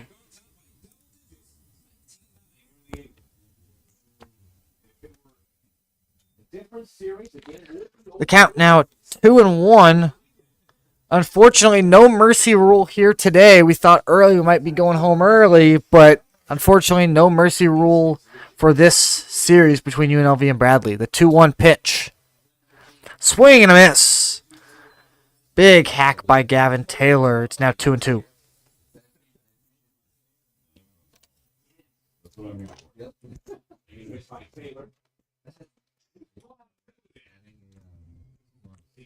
The 2-2 pitch from Tristan Duke. Rodriguez on third base. 2-2. Swung on and missed. Strike 3. Gavin Taylor reached for that one. That was just a slow fastball. And he's the second out of the inning. Yep, second out of the inning. Sanchez going to have to come in and with a runner on third. Doesn't want to leave his guy high and dry. Try to get something just like shallow contact in the outfield like we've seen all day, or screamer down one of the baselines would be a perfect play to score the man from third. Jaden Sanchez came up, hit a home run in his first at bat, this first pitch, taken inside for a ball.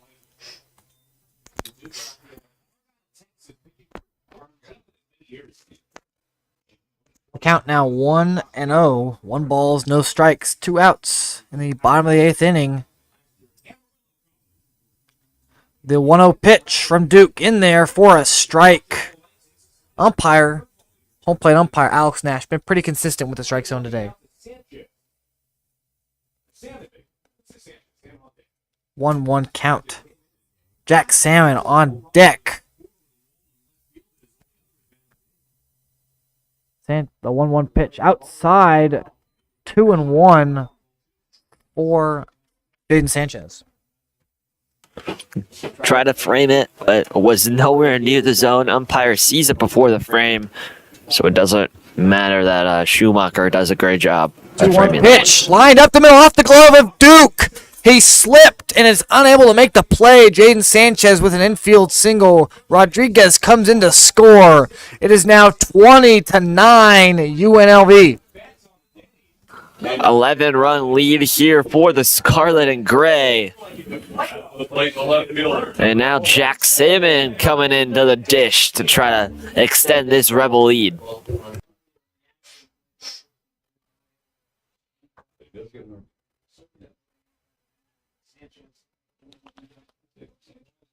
The first pitch to Jack Salmon in there for a strike. 0-1 count. Tristan Duke. 19 pitches so far. 5 batters faced. 2 runs. 2 earned. 1 walk and 2 strikeouts. The 0-1 pitch. Driven deep to center field. Underneath it is Lau. Taking it is Miller, and Lau kind of converse in the outfield. Lau takes it, though. It's his ball, and that's the end of the inning. 20-9 UNLV.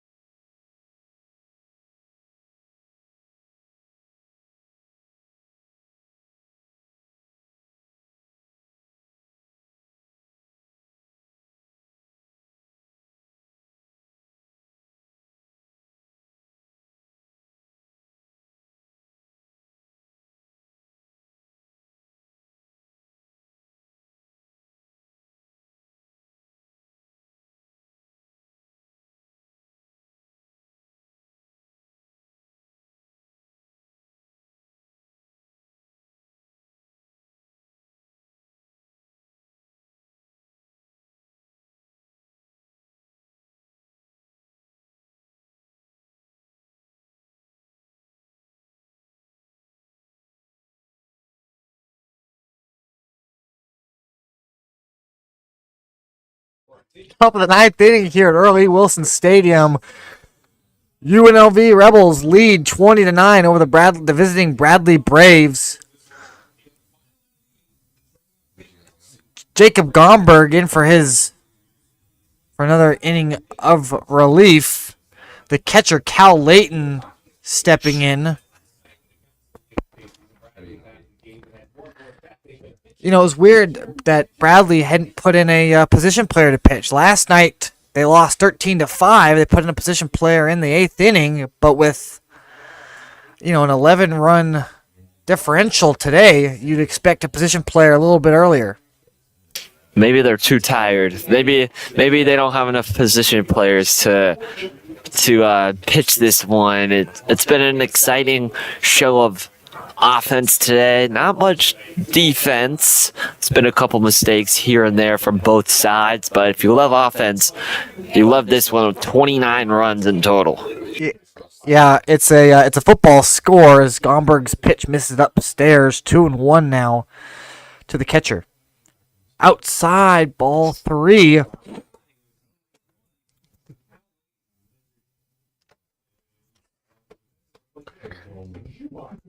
lot of defensive replacements. That's why you haven't seen a position play. They might not have anybody left on the bench. Exactly my thoughts. The 3-1 pitch. Line to right field. Burns coming in to make the catch. For out number 1 of this inning. Hooray. That's all I gotta say. Me and you have been here since 10 a.m. and I love baseball. But 4 hours, 10 minutes so far we've been on the air. It's been a fun one. 20-9, UNLV leading it.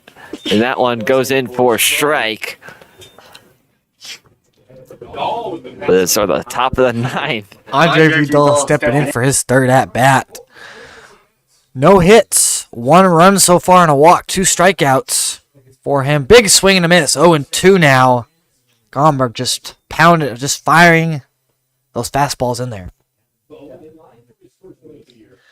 Gavin Bowen in line for the win this season. His first win of the season. As UNLV looks to sweep. The 0-2 pitch misses low, and it's 1-2.